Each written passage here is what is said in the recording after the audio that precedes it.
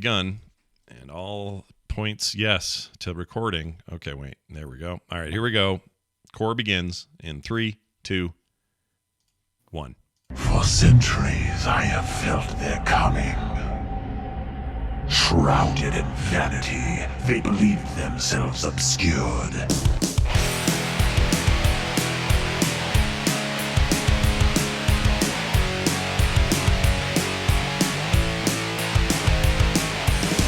Hey everybody, welcome back to Core. It's video game talk and news from your favorite three chuckleheads. It's me, Scott Johnson, Beau Schwartz, and John Jagger all together again, having a good time. It's weird to think that last week I walked in 10 minutes after driving home from Vegas and we did a show, and then today is already a week later. I don't get it. I feel funny about that. You guys feel weird about that? I do. I feel weird. I mean, I've been looking forward to Core all week. Yeah, I respected it. I respected the hustle, man. Nice. Well, I appreciate that. Now, a bunch of patrons have heard John and I doing a live interpretation of the presentation by Blizzard during the week. I'm going to put that up on the regular feed tonight. I just want to give it to patrons early. So you'll get both that reaction stuff and tonight's episode all on the feed. So if you're missing one, check out the other. We should get right into it. We got a lot to talk about, including a ton of games we played. And by the way, you want to be a patron because we just had the weirdest conversation about accents. And the only way you're ever going to hear it is either you got to be here live or you get the content that only patrons get. And I'm telling you, that was some funny shit. All right? So get in there and hear Beau do a thing that will make me laugh in perpetuity. Now the news. All right. So what happened this week? Let's talk about the big obvious one, closest perhaps to our roots, and that is Blizzard announcing a new mobile game called Warcraft Arclight Rumble. If you had a bet going or your bingo card said, hey, what if Blizzard basically remade a game from 7 years ago and made a clone of Clash Royale, you would be correct and win all the money. That is basically what they did. And it was pretty obvious from the presentation. Since then, we've seen gameplay, a little bit more in-depth gameplay from various streamers and YouTubers. And everything I've seen, it all, with the exception of the PvE stuff, like the raids and the co-op and that stuff, with the exception of those things, it's Clash Royale, like 100%. That's what this game is, in my opinion. I know some people are going to differ with me. I heard from a couple people at Blizzard are like, this is so fun. You guys have no idea. Wait until you get it. Of course, I'll play it and see. I'm just telling you, on the surface of this thing, everything they've shown and any streamers have shown since tells me this is a kind of a lifted game. Now, maybe they deserve it, guys, because for all these years, we talk about it on the show all the time, and I've talked about it on the instance forever, everybody else takes Blizzard stuff, including outright lifts their assets and makes their ads, their videos, their mobile games, whatever, fills the app stores with these ripoffs that are things like, Craft of War, and everyone looks like Thrall, and it's just stupid ripoffs, right? So maybe they're finally getting a little bit of their moxie on, sticking it to the man, taking it back, and making everybody else have to scramble and go, oh, wait a minute, if Blizzard's doing that, then what are we doing?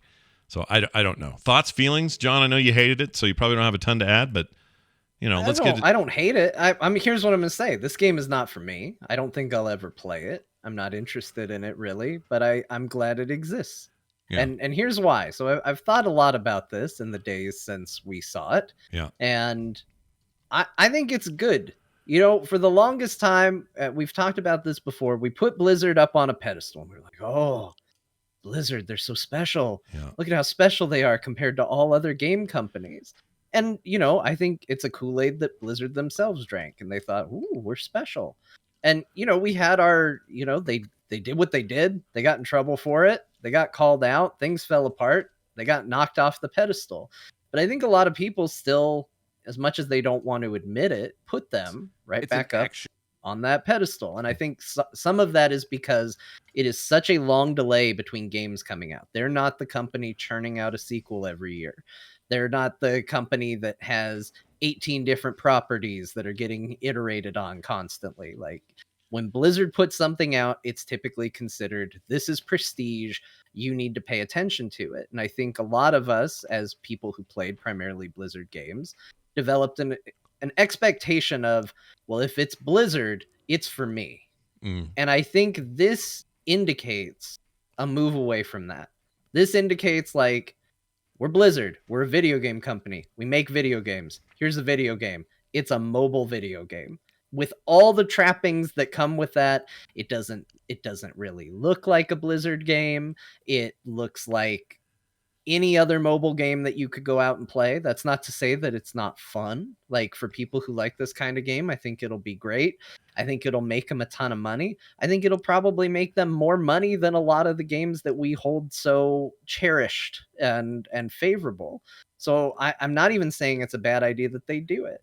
I just think that this indicates like, hey, sometimes we're gonna make a mobile game. And I think that's good. Let them. Yeah. Let them make a mobile game and make a bunch of money off of it. Because I would rather live in a world where Blizzard makes a mobile game and is still making Diablo 4 than live in a world where Blizzard realizes, oh, you know what? There's just more money in mobile games. Forget Diablo 4. Let's focus on Immortal and Arclight Rumble and what other shitty other mobile game we're going to make. And that's all we're going to do because it'll make us more money and that'll be the big profits. Yeah. I want to live in a world where we can have both. And right now we can have both. And if this isn't for you, it's very easy to go, it's not for me. Yeah. I'm not going to play it. Yeah. That's simple. I think, you know what, I kind of knew your take earlier, and I think I've come even closer to not just agreeing with you. I actually think it's good that the revenue comes from where the revenue is coming from, right? It is bad for Blizzard to leave this money on the table. In fact, I'm surprised they've left it on there so long. But here they are finally trying to take their piece. One tiny little note to add to this before I throw it to Beau, because I want to hear Beau's take.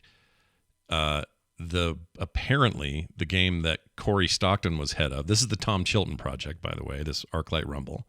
So this is the game that he left WoW leadership to go work on. And the game runner for the supposed kind of Pokemon Go-like or the AR sort of outdoor experience game was what Corey was working on. And that has rumored to be, no official word from Blizzard, because they also have never acknowledged it was being worked on. But the rumor is that it got canceled. They're done. That game's not happening, which I don't know what that means for Corey or where he's at in the organization or what that means for the incubator program or any of that other stuff. But it's important to note here that this might be the Blizzard mobile game we get for a while, because whatever else they were working on did not make the light of day. All right, so Beau. Diablo Immortal. Yeah, Diablo Immortal. And then meanwhile, Diablo Immortal, the game we were all sure we were going to be the most pissed at, is the game I'm probably going to play next of Blizzard's, because it's going to be on PC. It'll be cross-play with my phone and whatever other devices they put it on, and everybody could be playing freaking Diablo in a way that we were kind of asking for in the first place, and it might be a nice little tide me over until 4 anyway. So weirdly, Immortal is now something that's on my radar, where before I was like, don't care. And this thing could not be less exciting to me. So, Beau, your hot takes. Hold on, real quick. I just want to say, because on that note, Zorvon in the chat, I think, brings up a good question, and I think it's worth talking about. Where was that attitude from the player base when Immortal was announced? Why can't people just say it's not for me and move on? I think that's fair, but I also think there's a big difference between we did a zany little stream in the middle of the week to show you our mobile game versus here's what our big announcement at a BlizzCon is, while everybody's hyped up about Diablo 4. I agree. I think that doesn't make it right, but I think there's a big difference between how people are going to react when they're just sitting at home casually on a weekday versus they went to BlizzCon to find out what the future of Blizzard was, and it was Diablo Immortal. Yeah, and I don't think they piped in the studio audio when the entire crowd was booing. I don't know what the live stream was like, but that was... Oh, yeah, we were booing. That was a resounding boo. Boos for Destiny.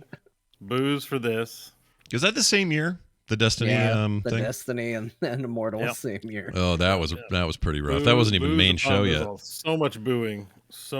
Yeah. I mean, look, I will be the first to admit that Blizzard gamers are super entitled and sometimes get really pissy and baby-like about things. But in that particular case, I think context does matter. John's right. That's a huge event. This is where you make your marquee I think if it would have been announced alongside the next expansion for Diablo 3, because Diablo 3... Reaper's Souls had an open-ended ending. There was another X-Pack coming.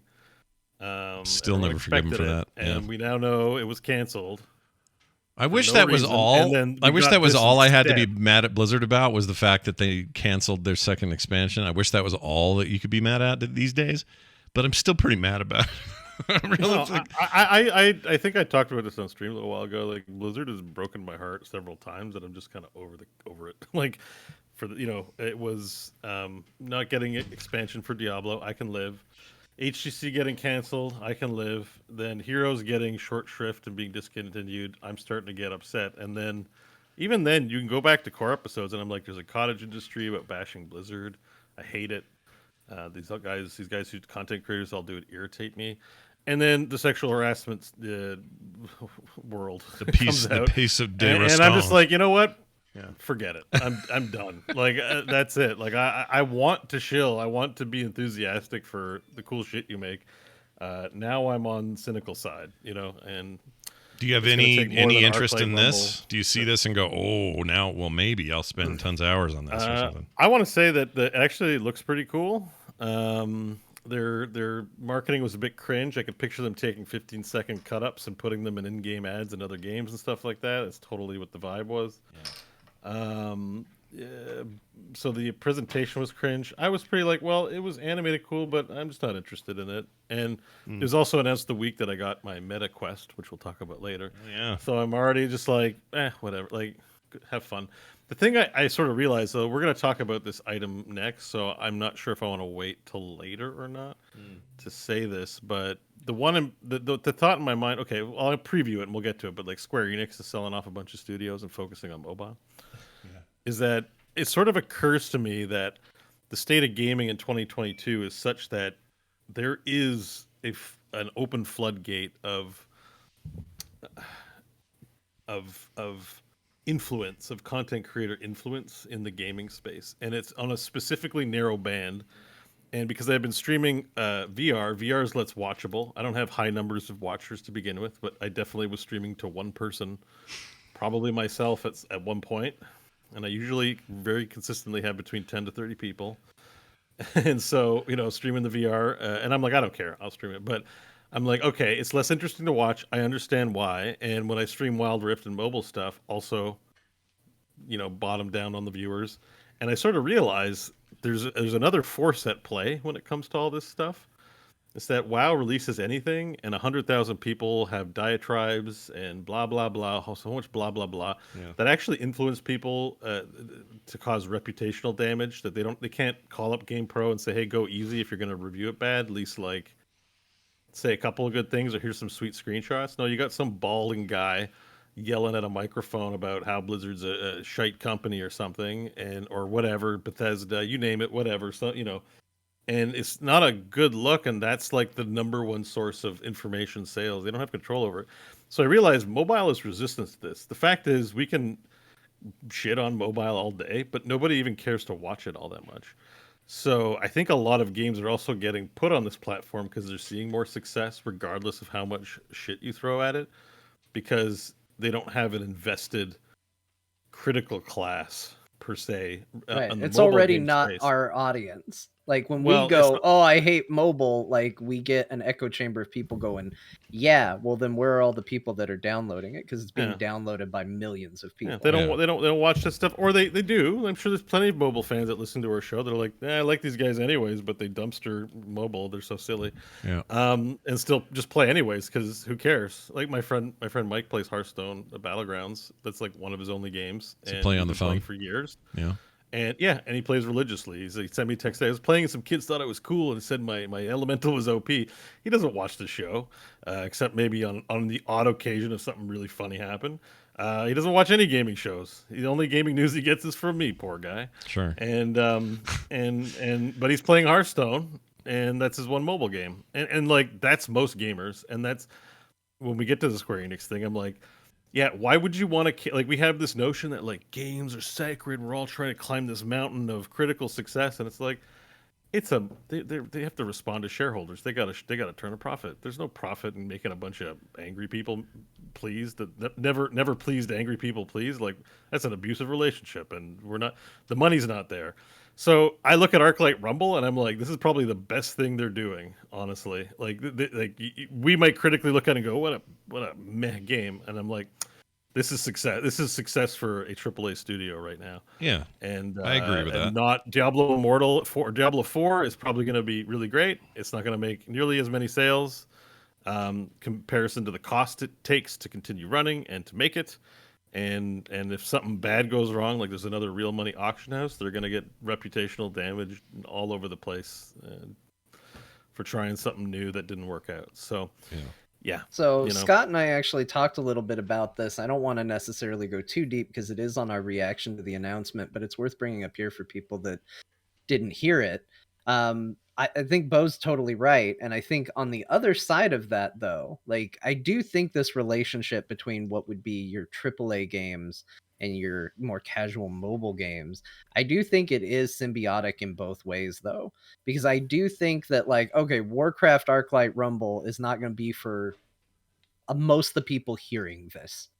It's going to be for a wider audience that exists outside of being plugged in and being way into AAA games. However, the Warcraft brand doesn't mean anything if they drag that brand through the mud. Yeah. And I think that's why you still see, like, is Diablo 4 going to make more money than Diablo Immortal? Probably not. If I had to guess, my bet would be Diablo Immortal ultimately makes more money than Diablo 4. Yeah, maybe in quick order too. Like quickly it will make more money than that will. You do Diablo 4 to keep the people happy and to give the people what they want, to keep that brand relevant so that Diablo Immortal still means something.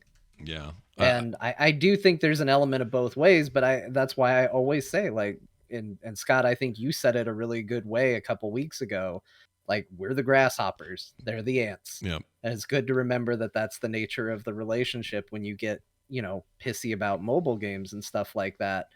Like, there's a lot more of them. And if gaming companies only catered to them, the only games we're going to see is indies and mobile games. Yep. That's it. Yep. That's all we'll get. Yeah. And nothing wrong with indies. But but those are clearly passion projects, right? Like, they're not going anywhere because those are people making games that they care about just because they care about them. And sometimes those people are indie only until they're not, and then they're big anyway. Like, you need the big for the small. Part of what drives small indie experiences is that they lift some ideas, sometimes superiorly implemented, but take ideas from big AAA titles and then employ them in a smaller, simpler method or whatever. I don't want any of that to go away. But John's right. Like, it's weirdly symbiotic, and we did talk about it a little bit. So, I think this is good clarification on that. But basically, for me, it comes down to this: if Diablo 4 or Diablo as a franchise exists in these other ways, then great. Let mobile be a big part of that. If Warcraft's to exist in some other ways, let's Arclight be a huge part of that, so that money churn means that the other stuff is still justifiable, because a lot of companies did do just this. I mean, Konami tried to throw everything behind pachinko, which is even a weirder bet. That turned out to be a mistake because the pandemic made everybody stop playing and they got really gouged, and now they're kind of getting into games again. But they saw the writing on the wall, which is, here's all this money, should be ours, let's take the money. And that means we can't do this other stuff because we got to do this.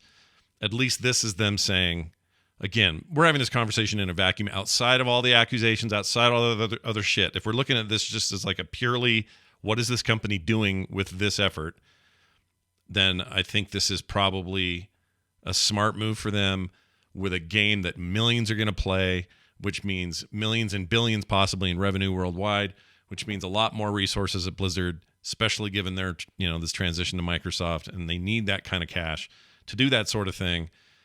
Even though I'm probably never going to play this thing or care much about it. Because we're not the target. Like John said, we're not the target. I'm going to play because I want to see, it'll come out and I'll go, oh, okay, here we go. But I'm not begging for access or trying to get betas or anything. It's just like. We also, we have ideas about what the audiences are based on our own biases. Yeah. We talked about that last week with people bringing pins to BlizzCon. I'm like, didn't you come here to see esports pros do amazing things in person? Why are you trading pins? Like, and you realize, well, that's what I think of the company and what it's supposed to be doing. Obviously, there's a lot of people involved and they have different ideas. Yeah, so. Everybody's got their own ideas, and so, I think it's just we've hitched our wagon in various ways, all three of us, to Blizzard properties. I really wanted it to be a premier esports company. Yeah, really like Chernobyl. That's not what they are, and that's okay. Yeah, it's true. That's just what it is. And even if we wanted it, they were under no obligation to give it to us. They're going to sway with whatever winds blow whatever way. And we may as well talk about Square-Enix. Oh, I should mention this real quick. Just a couple of details. Arclight Rumble monetization will not include loot boxes. We'll have a weekly spending cap and randomized items with duplicate protection. So these are good. Those are good moves in the space this game inhabits, because there are a million of these that don't honor any of those caveats. And I'm not saying it's a perfect solution to a free-to-play world, but I do like that. And Yeah, like I also, to be clear, that is as of right now. They have it has been said that this could change. Yeah. But as of right now, what they're saying, no loot boxes, okay, a weekly spending cap, but I don't know what it is. I don't know if anybody has heard, but I haven't heard what it is. 2100 gold. There's a article linking to Wowhead, which has more details. 2100 gold, so it's a gold. So what's the? So the cap is players may only purchase 2100 gold a week, along with other weekly caps. But what's the cash equivalent of that? Yeah, that's a good they question. They haven't said. It'll be So different that's depending on like your that's what I country. mean. Is like, you know, you hear about these caps and you're like, well, look at them protecting us, but then you find out something like that's $200 a week or something like that. Yeah, And it's it's like, probably- oh, that's it's nothing probably- to somebody, yeah, yeah. but that's a lot to It's some. probably other people. something ridiculous. Like it's probably something like $1,000, 2100 gold, maybe $50 or something like that. Who knows? But it's probably not going to be as high as Lost Ark, which is $1,000 a day. right? But Yeah. you know, it'll probably be something. If you want to, these like I've come up with a new term, by the way. I have to see if you guys like it for these kinds of games. Let's do it. For a genre of game, whale hunters. Oh, look at this. It's a whale hunter. Like it's a genre of game you develop. So if you're a developer, you're like, are we making an RPG or are we making a whale hunter? Yeah. Like Genshin Impact, it's a whale hunt. That's the genre. It's whale hunter.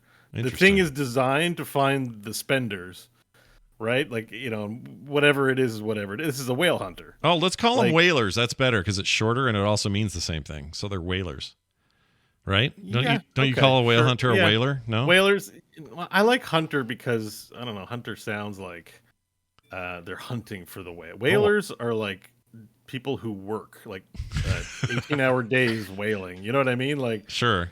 That's yeah, a good whaling point. implies that they've done a lot of work, and whale hunters want shortcuts. I'm Like, just they got a thinking- big Gatling gun up on the beach, and they're just going.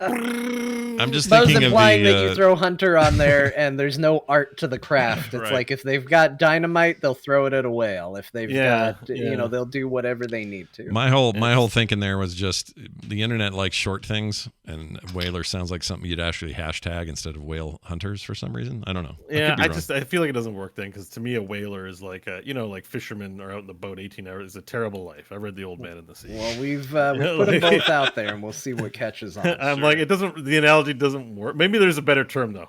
Like, I'm Ahabs. all for critiques. So. I like it though. Yeah. I It's a like whale it hunter. because that is exactly what some of these games feel like. I'd call it. Let's call them Ahabs for the character in what is it? No, because Ahab's always in pursuit. Whale hunters get their Oh, whale. that's true. Whale, like they're piling on 5,000 whales into the boat. They're like, it's gonna sink, but let's put more whales on it. Like we don't care. We're hunting for the whales. Do we have like an old lore story of a character who just did nothing but take out whales successfully every? I'd say I don't think that guy exists. So I think maybe whale hunters sounds. By the way, that sounds like an A&E show as well. So good job on that. Yeah. Like maybe some like whatever you call those people that overfish. Like Yeah. you know, they have like giant machines. Like they put dynamite in and then scoop up all the shrimp out of the water. Like whatever there is for that. Yeah, that sort of mass, like it's not farming or even foraging the land, or you know, it's I can see there's something better than hunters, but I'm not sure. Well, what without more swearing, maybe decisive. whale effers. It's pretty good. Hear it in your head. It sounds all right. I don't want to shame anyone's kink, you know, like, like let's not do that to the old That's fine. whalies. Somebody somewhere is looking at one of those 12-foot penises of a whale and getting super You know, I stoked about it. never really met a whaley. You see lots of furries. You see those JPEGs and profile pics, but I never see a guy who's like into whales. No, right? Like, I that's wanna a dress up rare like thing. A whale. Yeah. Yeah. But if Ahab was alive today, he'd be Ahab52 or whatever on Twitter, and he would have an avatar that's a whaley avatar. That would happen. But Anyway. just on this front though, even though there aren't loot boxes, there are going to be some kind of random purchases. So like I don't. Oh, It's well, they hard just to say say the how loot much box? this is like. No, this is a semantic. Like we don't have loot boxes. We have weekly specials or what? Right? Yeah, we have a store that We have changes card week to packs. week. Yeah, Like, and you they know. did show that that it was going to be like, well, here's what you can buy this week. You know? Okay, well then I'm annoyed with not calling. Okay, fine, you're not having loot boxes. Is that just like me saying, Kim says, Scott, you need to go mow the lawn. Okay, I won't be not mowing. I mean, it sounds like bullshit. I don't like it. It kind of is. I don't like it. If It's you're not like going to do instead of loot a boxes, random, instead of just giving you random items, it's instead you can now buy from a selection of random items. yeah, or call them, bags or packs or some other name. If that's what they're saying, that will really bug me. I don't want to throw them in jail yet for that, but I just like loot box is a very broad, can be a very specific term. Like it is a picture, a JPEG of a box, and then a little flashy animation, and then stuff comes out. I'm like, okay, that's a loot box. But is a card pack in Hearthstone a loot box? Yes, it is. But some people might be no, it's a card pack. It's very different than a loot box. There, I'm spitting. But Beau got so into that he just spit all over himself. Well, that makes me thinking that's possible. Makes me mad, but I know that might be what's going on with this because I'm like, if it's random, it's a term of art, a loot box. It means you show product A and you get product A when you buy. Everything else is a loot box. Yeah, that's if like you're saying uncertain about what it's going to be. It's a form of loot box. Yeah, it's like saying, "Oh, why didn't you deliver mail to that guy up the road?" Well, he doesn't have a mailbox. What do you mean? He's got one right there. It's all made of stone. Yeah, it's made out of stone. It's not a box. It's like a cave. It's not a mail cave. Yeah, and the reason, and I'm just going to explain this because I think everyone needs this education. Not just to know, because it just pisses me off that some people know and other people don't know, and then try to grift them. It's that your brain optimally likes variable reward. That's why if you get a reward, John's often talk about, I want good rewards for my dungeons. But if you play the same game for 10 years and get the same analogous type of rewards for 10 years, that novelty still goes down. The science shows that you are less excited. The science shows that if you actually shit on people occasionally in between good rewards, that is more engaging. Yeah. So the randomization means you're not getting something awesome every time. You're getting something shitty. And that makes you, in moments of weakness, want to buy again, want to buy more. It's incentivizing because you're like, oh shit. And then you're like, let me buy 2 more packs. And we've all been there. We've all done it. It's part of being human that they call it variable reward, I think. That basically like too low rewards, too long between rewards, not interested. Too many rewards, saturated. You get bored with it. Variable rewards, that's where it's at. Some day you get a kiss, some other days you get a slap. How do I get the kiss? I don't know, but let me keep pressing let me be the lab rat to keep pressing the button and get the kiss. That's well, there's another side that's what to this that is too, because there's that, and then the opposite side of this. So the way it works, I don't know if we've explained it well, but basically what it is yes, to anybody that wants to say, well, you are going to know what you're buying. You see the skin and you go, or the hero or whatever, and you go, that's what I want to buy, and that's what you get. But the selection is what is random, and it's random for a limited bit of time. So not only are you still kind of getting the loot box on the one end, and maybe it's something you want, maybe it's not, but then on the other end, you've got a big ticking clock to where if it says, hey, you've only got so many more days to buy this, and you look at your gold and you're like, oh, I'm nowhere near that. Do I want to play more, or do I just buy gold and buy it right now? I don't have much longer. I don't know when this is going to come back in rotation. I don't know when I can get this. I better buy it. Yeah. So it's also leaning on that instinct of like that fear of missing out. Artificial scarcity. Yeah. It's like, well, you better get this. You want this mage? Well, you're only gonna be able to get Jaina for another 2 days. So you either play a shitload of the game or you better buy some gold. Yeah. So it is predatory, but it's also mobile standard. Like I'm not surprised by any of these mechanics. Artificial scarcity is more common. Like even your sale at your local drugstore on cheap Pepsi, like get cheap Pepsi 2 days only, like or cheap bed mattress, 50% off bed mattresses. Come on it, like the sale is just made up. They're just having a sale. Yeah. The fact that value changes has no real correlation to reality. It is there to motivate you with anxiety and timing. So like even though you're right, it's predatory. That's more common. But you don't go to the grocery store and they have a closed pack of meat and they're like, could be a gallbladder, chicken gallbladder, or it could be a delicious breast and a steak in there. I don't know. Buy it, and if you didn't like it, buy another one. You might get a legendary pork chop. No,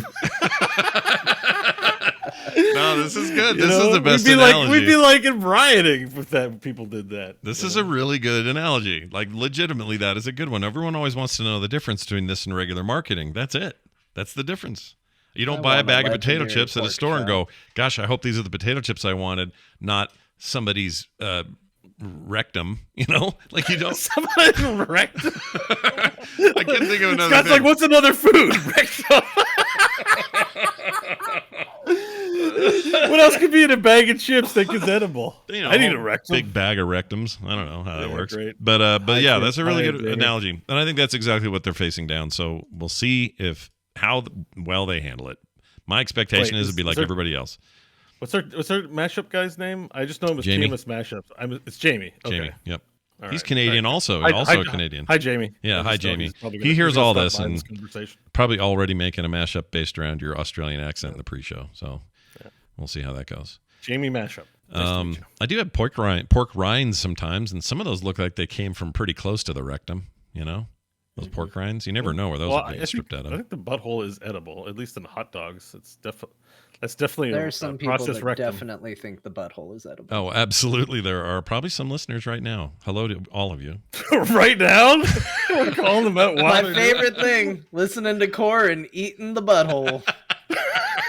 Can you imagine if that was true? What was the? Hold on a second. What was the stupid Rogan show where he made people do scary things? What was that called? Fear Factor. Fear Factor. He had them eating. There were pig anuses quite often on there, so they'd have a whole rectum, like the internal rectum of a pig, and they would eat like that. I'm sure some jackass adjacent thing. I'm sure it's. That's happened, 100% what we were talking about. Yeah, we were but not. talking I'm more about anything picturing else. somebody doing some weird some Netflix and chill kind of business. Well, And they just HBO Stop HBO for a and chill second kind of and business. go, boy, do they have us pegged, huh? And Yeah. then back And just to the it. idea that anyone's HBO and chilling and listening to Core at the same time, like two great things all at the same time. Yeah, all at once. Aren't you lucky? You'd say to yourself. Look at this. This is gross. I'm putting it in our chat in our Discord, and I'm not telling anyone Oh about it. no, what are you doing? This is our fault, John. We encouraged Okay, this isn't as bad as I thought it Yeah, was. you've seen considering these some probably of the before. him. stuff Oh, Yeah, that Scott has shared with you can us. buy that. Yeah. You can buy those. And Honestly, the part of this image, so Scott sent us chocolate buttholes. I didn't send you chocolate buttholes. the I worst sent part of you the an image image is of- the Is the expression lady. on the lady's Yeah, face. Yeah, the she's lady's worst part. face is the absolute worst. I if somebody was like, "Hey, you want to hang out with this lady, or do you want to eat this chocolate butthole?" I will be eating Like, the butthole. Thank you. How very much did she get paid for this gig? Like, you want to take a photo for $20 eating chocolate? Is it $100? I think she works there. She works there. She's like, look at her. She looks like she works there and is on some sort of THC level of life. So she's like, they're like, hey, Janice in accounting, we need a model to eat It's some of our Janice. product you want to do. She's like, I love it. I'm I not love that you just can the get an founder. extra week of I'm vacation. also very hungry. Yeah, I'm not just the founder. I love a chocolate anus would be your thing. All right. Well, anyway, anuses aside, let's move on to this Square-Enix story. Squeenix. So they did a weird thing, kind of out of nowhere. I don't think any of this was known much anyway. It felt like it came out of nowhere. Square-Enix sold most of its Western studios to a capital holding company called Embracer Group, which apparently has a lot of video game assets. Embracer Group kind of burst on the scene too, right? Yeah. Like they were Kind of 0 to 60 in no time type deal. Swedish video game company. Yep. And they now own so your Tomb Raiders, your Deus Ex. Deus Ex, Yeah. Thief, Legacy of Kain. Yeah. They got Crystal Dynamics, Eidos Montreal, Square Enix They were Montreal. Nordic. Gex. Yeah. They got Gex. Just kidding. No one cares about Gex. Remember Gex? The game Gex? Or was it Jex?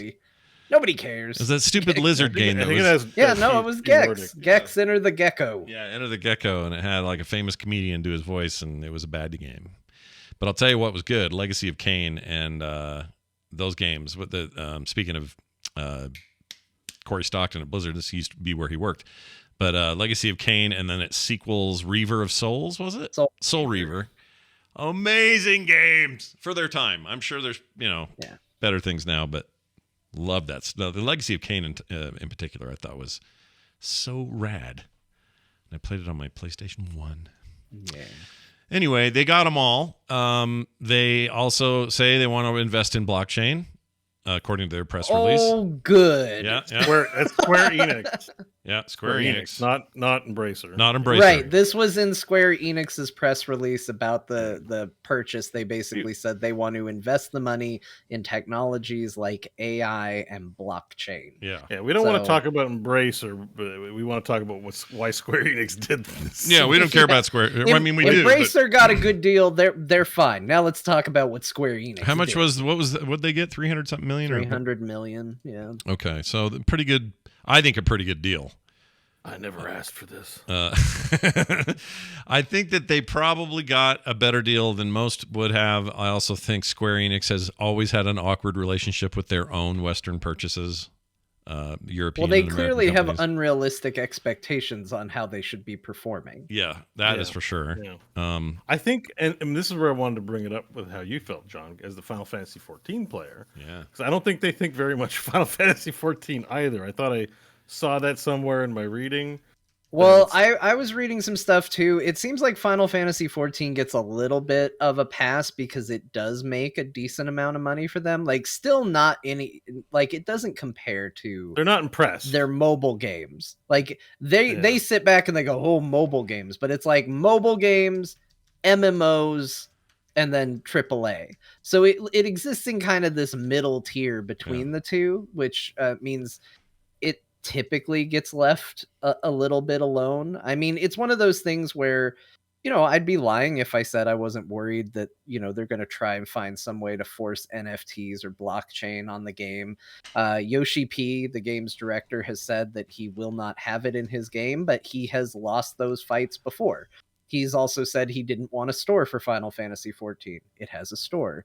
There was a feature in the most recent patch that he said he really didn't want in the game, although he could see value for players, which was the ability to try on stuff that you could buy in the store from within the game. And he said he didn't want the store anywhere in the game. Obviously, he ultimately lost that call too, even though I think that's actually a decent feature. So, he's drawn a line and said, no, we're not going to put it in this game. But he doesn't always win those fights. And the CEO of Square Enix is still, like, after he caught all that flack for talking about NFTs, he doubled down on it and was like, yeah, I think a lot of people don't like it, but I think we see value in it. So they might be right on that front of seeing value in it. And they also specifically in this case talked about blockchain, which is kind of it's a little bit of a distraction, because when they say blockchain, they mean the things everyone's irritated with. But blockchain itself is not a crazy idea for game integration. Some of that already happens. It just doesn't involve NFTs or freaking some of this other bullshit. So they tried to adhere to that messaging, but, just tell us what you're talking about. I don't like it when they dance around that stuff. I'm looking at a mobile game right now. Their Battle Royale game set in the Final Fantasy universe here on screen. And I still have to ask, that's Midgar. That's underneath the Final Fantasy 7. This is their BR game that is totally mobile. It's actually okay. I played it, but I just wanted to mention it has some of the worst pop-up I've ever seen in a video game in my life. Yeah, it's pretty bad. It's really, really bad. Egregious. Yeah, but it's fun. It plays like Fortnite or, any of these kind of games. And I think from what I've heard, that game makes them tons of money. I'm guessing none of us have played it. Other than me, I hopped in. But this sort of just like this week's news has been interesting because, Warcraft has Diablo Immortal. Activision Blizzard has Diablo Immortal and Warcraft Arclight Rumble as big announcements. Square Enix divests itself of great game studios. We all want another Deus Ex. Oh my god! Yeah. More Tomb Raider. The new Tomb Raiders were well regarded. Yeah. Companies that Square Enix themselves were like kind of poo-poo on. They're like, oh, mobile, and you just kind of like look at it and you're like, yeah, like this is like they're designed to make money. Like if you just look at it's like, I own shares and I want to make some return on the shares. They're like, mobile's the way to do it. The evidence bears it out. People say one thing, but when we look at the numbers, the profit comes from this stuff. Yeah. Then you're like, oh yeah, they should get rid of all their great games. They should stop making AAA games completely. Like, what's the point? Yeah. They're just going to get shit on for not being good enough anyways, and they're not going to make that much money at them. Yeah. So I think you have a point. licensing issues. People stream them. Not every company loves. Square Enix isn't a lover of streaming, even though they tolerate it, as we know with some of their games they've released. Like, they ask people not to stream? Yeah, like they just look. Probably, I bet you, there's a bunch of people who don't give a shit about making the world's best game that operate these companies. Like, we need to make profits for shareholders. Money's in mobile. Yeah, let's go. And they literally said AAA is not as profitable as mobile. And that's their way of saying, get ready, we're going to be doing a bunch more mobile. Not exactly saying we're dumping all our traditional Final Fantasy updates or whatever 16 is going to be. And I guess we know it's back to fantasy or whatever. And maybe that's why Microsoft is buying up all this stuff now. Maybe the reading the room in 5-10 years, the projection is all the AAAs get out of AAA games, and then these consoles got nothing to sell to anyone.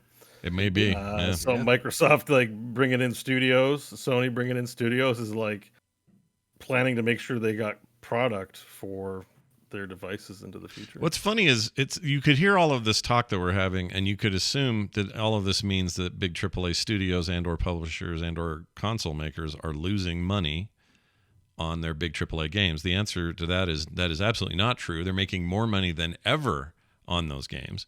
Single player games, non-free to play games. They're making tons of money, more than they've ever made. That isn't slowing down. What this means is another revenue stream over here that the three of us or others may not think is cool as our mainline stuff. That over there is way outperforming the growth in this side of it. So it's not like there's a dip over here. That's usually what happens when you see something like this sort of shift. This is still growing. It's still a thing. It's still growing at rapid rates. The video game business is not slowing down. But over there is this exploding mobile market that if you don't have a handle in there, then you're going to lose out because everyone's fighting for the same money. So but getting rid of them Square Enix getting rid of them signals that it's not worth it.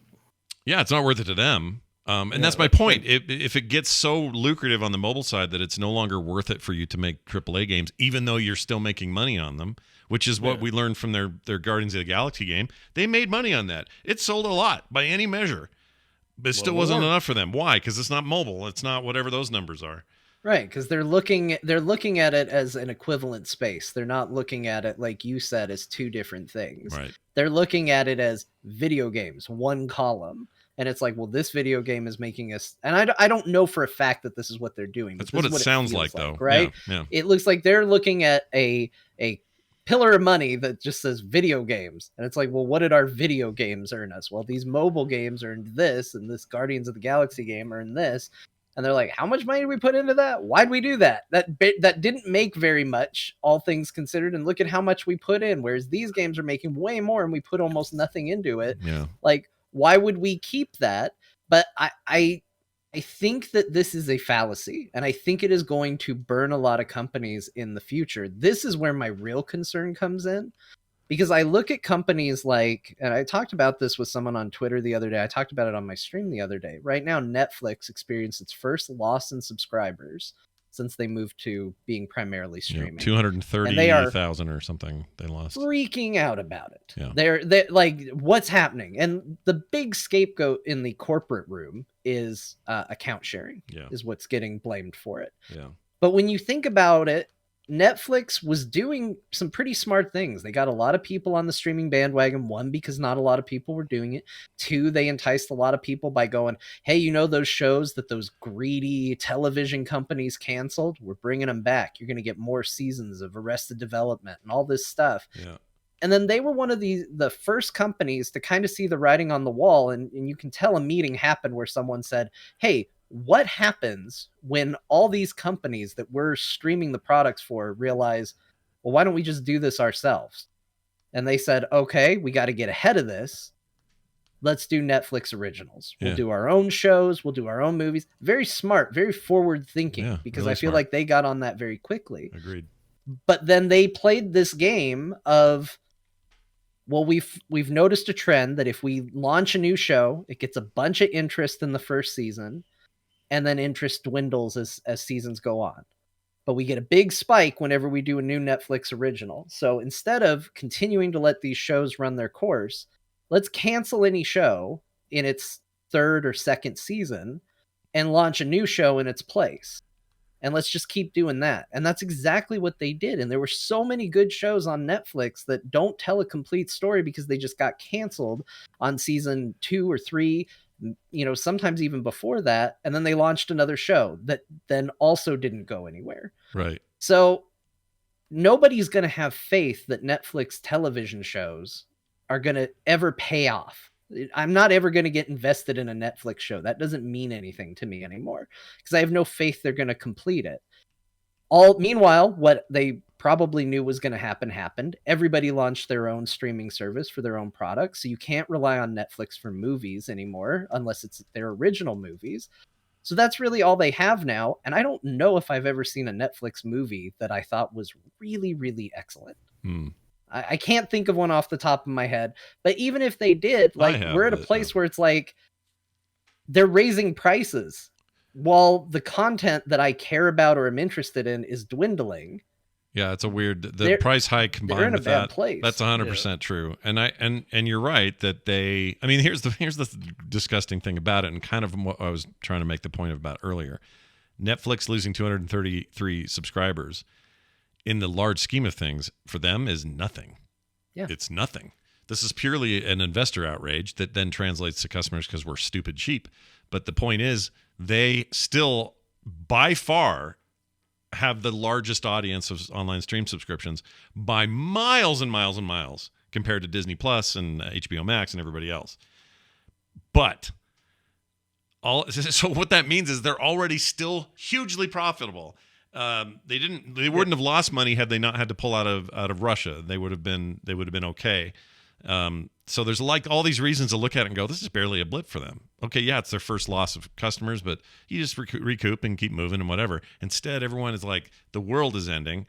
And the reason the world is ending is we have this unrealistic expectation of constant, permanent, never-ending growth.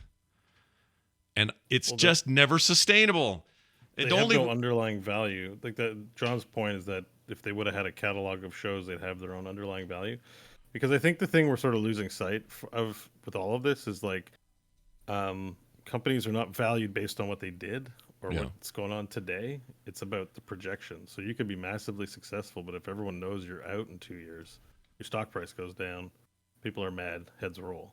So this isn't about their games are successful today. This is, I think, about a more flat stream of revenue because mobile purchases probably don't have the same spikes as video game purchases where they go to a launch, they sell a bunch, and then they put it on sale and try to get money after. Right.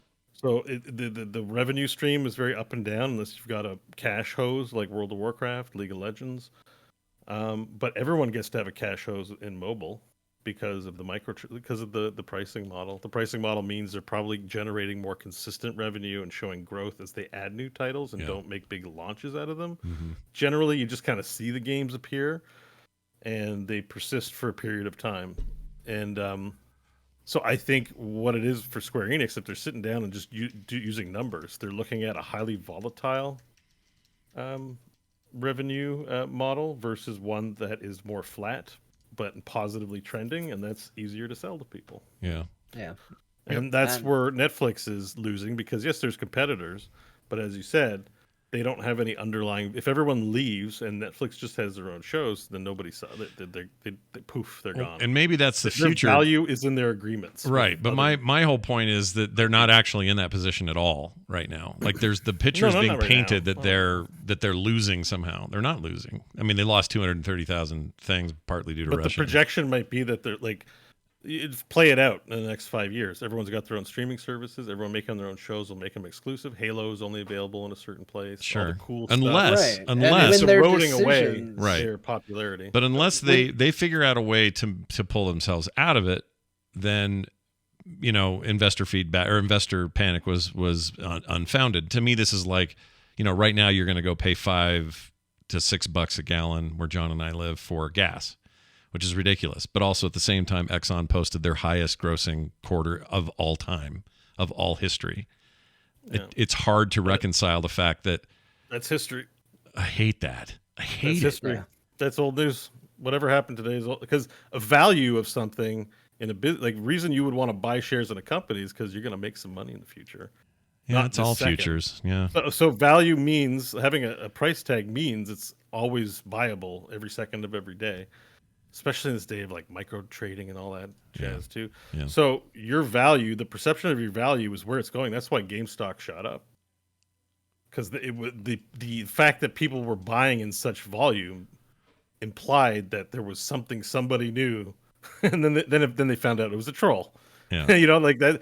It's about perception, and the perception of Netflix is that they're going to be losing revenue in the next 5-10 years because, like John said, they don't have a good underlying catalog of their own. And all their value, now that streaming services are everywhere, they're not special because they're the streaming service with the tech, so they don't have any tech IP that's of great value. And they're losing license agreements for content in the future. And that means less people will eventually, if you had to look at Netflix, you go, well, who's going to be using that in 5 years? Yeah. And I think their reaction of, well, it's account sharing, we got to crack down on it, that sounds like boardroom trying not to have accountability. You know what I mean? Like nobody really thinks it's account sharing, but that's going to make life harder on the users. It's because a bunch of people in a plane about to crash. Like they react crazy. Like what is it? There was that story on like Mallrats or something where some people have sex because like the plane's going to crash. Like all kinds of crazy shit happens in a plane that's about to crash. That's anything out of Netflix the next 5 years, unless something changes. That's probably what you're seeing. Yeah, and I just think, to bring it back to Square Enix, I think it's the same thing. I think putting all your eggs in mobile is a mistake, because I think what you said was correct, Scott. This isn't one category. This isn't video games. I think that you can grow both these markets. I think our general, like, it's a Venn diagram, of course. There are people who like AAA and mobile games. There are mobile games, primarily mobile game players that also play AAA. Like, it's definitely a Venn diagram. It's not completely separate. Sure. But I do think it is different audiences. And I think you can grow and cultivate both. And like we talked about earlier, are more people going to play your Final Fantasy game if the Final Fantasy brand has meaning and purpose? Yeah. If you kill Final Fantasy and that brand now is associated with garbage and nobody likes it, does your mobile game with Final Fantasy in the title mean anything? No. Now you have to compete on a level playing field, and people will tell you all the time that if you're getting in mobile app development, it is not a level playing field. Yeah. Like, you will make a game and somebody else with a bigger name and brand recognition will copy that game and take all the money that would have gone to you. Yeah. Like, it is brutal and cutthroat in the mobile space. Yeah. So these companies do live and die on their names and reputations. And I think you have to cultivate both. And I think, I don't think Square Enix is completely getting away from that, but it does indicate a general shift. And I think it is risky, because I do think it's wrong. I do think you can cultivate both audiences. Yeah. But hopefully, if we're going to sunny side this, that means there's going to be some cool stuff coming out of like Deus Ex and stuff like that. Yeah, like, they'd already announced a new Tomb Raider game like right before this, 2 weeks ago or something. There was a new Tomb Raider announcement. So, assuming that continues and development happens, then let's Embracer Group. Yeah, Embracer Group, whatever you're up to, good luck. Somebody in the chat was saying they're super into preservation, physical game preservation. So whatever that means, they may have some initiative there to... Embracers? Yeah, like in overall, not just with these acquisitions, but like they're... Well, that's cool. Then, I'd love to see that. an online museum of games. And we talked about the library, right? The place for gamers to... at least have knowledge and experience of older games. We haven't talked about it, but the numbers, Xbox numbers, are way, way up. Beat out both Switch and Sony, and not just availability, like software sales and stuff. I think the Game Pass thing might be starting to stick. I think that might actually start to be meaningful in a broader sense. Consistent revenue for the developers. Don't have to worry about tepid launches and stuff like that. Yeah. Would you rather have a 20% chance, 10% chance at a giant pile of money, or would you take 12 months of consistent average income. And most businesses would probably take You take the bigger risk. unless they know for sure they're gonna kill on sales. Yeah. You're probably like, I'll take the handout. It's better. The nice thing about Microsoft, their top pockets are so deep, you can take almost any Well, that's what any I mean. risk It's you probably want. generous too. Yeah. So yeah, in some ways it is that. So And anyway, with the just- logins being more valuable than the revenue, they probably took a hit on those people that first got in. Probably got in on some pretty sweetheart deals, Yeah. like very generous. but even on a basic ground level, I think a lot of like parents and people in charge of their home's entertainment are just now figuring it out and going, wait. If I buy that one and I pay $12 a month or whatever it is, I can have all those games. Those are just included. Grandma knows what Netflix is. Grandma, get this. Then you just got to pay. It's like Netflix, but I'll get all the games I want. Okay, there, Bill. The value there is crazy when you hear that. Like, take your gamer mind out of it. S, I have an S. I don't even know why there's an X. Like, obviously the graphics will be better. The S runs great. It's great. It's a great It's console. a great box. Even my mom and I went to Best Buy because I got the MetaQuest this weekend. Another Oh plug. yeah, we'll talk about for the that. Quest. Yeah. And I was like, look, that's what my Xbox looks like. She's like, that looks so cute. It's like a kitchen appliance. I can see the desire in her eyes, just the appearance of it. It's a clean looking tech box. It's nice. It's really cool. It's a monolithic beast, but the fact that it does all the stuff it's doing for this low price, everyone gets it. And I just think that's starting to catch on in a way that in a weird way Netflix and others have paved the way for. I think that's how people are going to gain more knowledge of it. Anyway, we'll see how they do. And also, I want to see what Sony's thing is this June. I'm actually going to do it, see what they do. Fortnite is now playable on Xcloud Gaming. That includes through Apple devices. So if you want to play Fortnite previous to this because of their lawsuit, you haven't been able to do it for quite a while on iOS or Macs. And that is still true.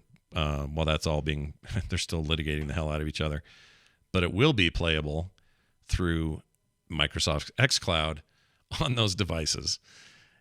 To me, this struck me as like a fine story and whatever we'd talk about on the show, but what a weird crossing the streams of all the stuff and the brands that have long been like Microsoft's facilitating a way for Apple users to do Apple shit with a game that's currently banned on the Apple shit. And there's a war between Epic and them, but somehow There are Xcloud, a probably Microsoft agreements product. between Apple and there's agreements between Apple and Microsoft, so Apple can't just shut it down either, right? Yeah. Like because Xbox can stream games on, you know what I mean? So it's like it's a weird game. It's so weird. Industrial politics, and Tim Sweeney's out here going when he's tweeting about it. By the way, we're the best. We give 30% off our publishers. Like he's still just hammering that message home when at the end of his tweet on that. It's something like, he's like, "Don't give Apple their cut of 30%. Way to go, Microsoft!" Like he's just like. I think he thinks he's like a samurai of some great mission on this. Like, there's war in Ukraine. There's there's war. There's pandemic. There's famine is still a thing. There are people treated bad, but Tim Sweeney's out here going, listen, we're not giving Apple 30%. It's the most important thing. I will tweet every day about this issue. And everyone's like, oh my God. Yeah. Well, they also, I should have mentioned this. This is free. So this is part of Xcloud, but you don't have to be a Game Pass subscriber to use it. And it will work on all browsers, devices, all that stuff, which includes all the iOS devices, Android devices, iPads, whatever. I wonder if you could also make purchases in there. Oh, I'm sure you can. But my thinking is this is smart on Microsoft's side because Fortnite, whatever, put it out there, let everybody have access to it. But this is how you draw people to your services. As you get them, if they're going to check out Xcloud. Microsoft the good guy. Phil Spencer's out there trying to make Microsoft the good guys. Kind of, yeah. He's like, look, can't we all get along here? It's on here. Done. Play your Fortnite. You guys have fun in court. We're going to be out here playing Fortnite. Yeah, it's pretty interesting. There's probably some people that really don't like Phil Spencer in that industry. Probably. He makes everyone get along and does common sense things that aren't competitive. Yeah. I think you're right. And I really like him. Can't you see we're fighting here? Yeah.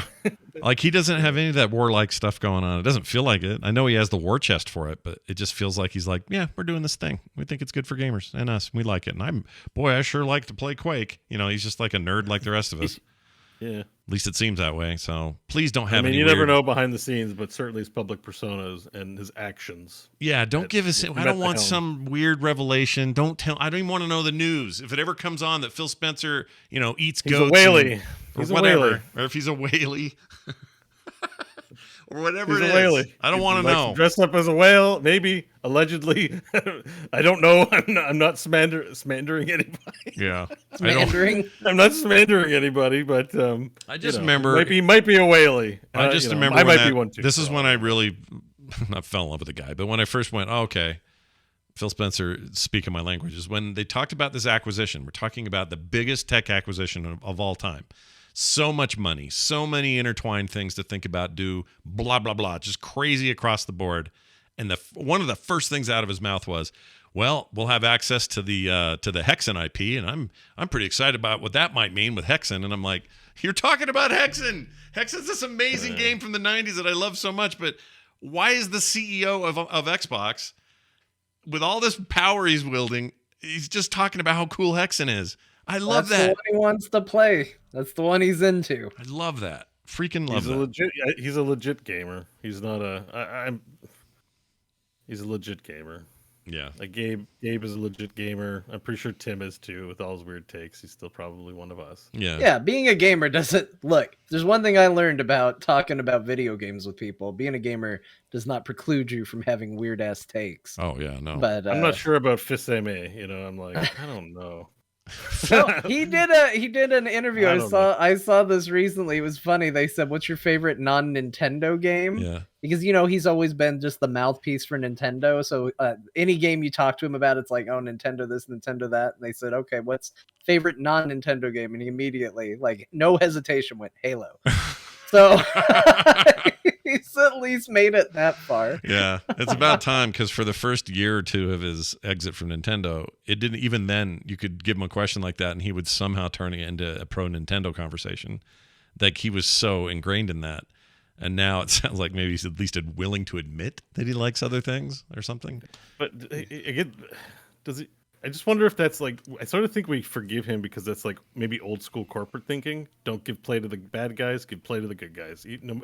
You're LARPing, Yeah, right? yeah. I'm just, but like, people want a relatable human being. Phil is a relatable human being. He'll just be like, yeah, I've played Hexen on my 386. Yep. And I'm shit in a bag at my desk. Like, if you said something, like, had some story like that, I'd be like, I believe you, and I'd be like, you're a cool guy. Like, I get it. We've all been there, buddy. Yeah. But Fils-Aimé, it seems so manicured, and and Yeah. it's like, He's got a little bit of that. I think he seems like a nice guy, but he's pretty he's a nice protective. guy. I'm not saying nice guy, just LARPing. Sure. And Corporate LARPing. Phil, I don't feel like he's LARPing. Sometimes I feel like those circles under his eyes aren't makeup. No, that's him up late playing or whatever. He sometimes has the vague look of the makeup person had to touch up his face because he was up too late playing, Yeah. Borderlands. Plus, he wears sensible shirts and things. Like, he wears like like loose shirts. It doesn't look like some buttoned up. Scott's CEO right. type. He does. Yeah. I think the same thing. I'm like, yeah, he's not too stuffy. Look at that shirt. I Yeah, love that that shirt. guy shits in a bag. He's cool. I like him. Yep, just like all of us, just like the rest of us. Like the rest of us. You're one of us. You shit in a bag. Congratulations. All right, maybe he doesn't shit in the bag, and we don't shit in the bag. But we've been there where We've it's been close. there, You're yeah. prairie dogging, and you don't want to get up because you're in the middle of a level. Oh, sure. I like when I had to pee on this show, and you guys didn't notice. I may as well just tell you all now. John, I think maybe noticed me doing this, but Did it happen again? I threw a question to you, Beau, about ArcLight, and as I did, I swung my hand in a certain way that knocked my drink over, and I spread. It was just water, but it spread water Which is all good. over the place, and I've been Oh, soaking it thank up God on with this the towel. equipment, though. Some of Yeah. it. It got on. Oh, It got no. underneath my main production box. Here's the worst Not part. your mixer. You just got one. This we need controller, that. We can't miss D&D again. this Xbox Series X controller got kind of hosed, but I think I can dry it out. I'm not too worried. The worst part about all this, there's still water to clean up and whatever. I'll deal with it.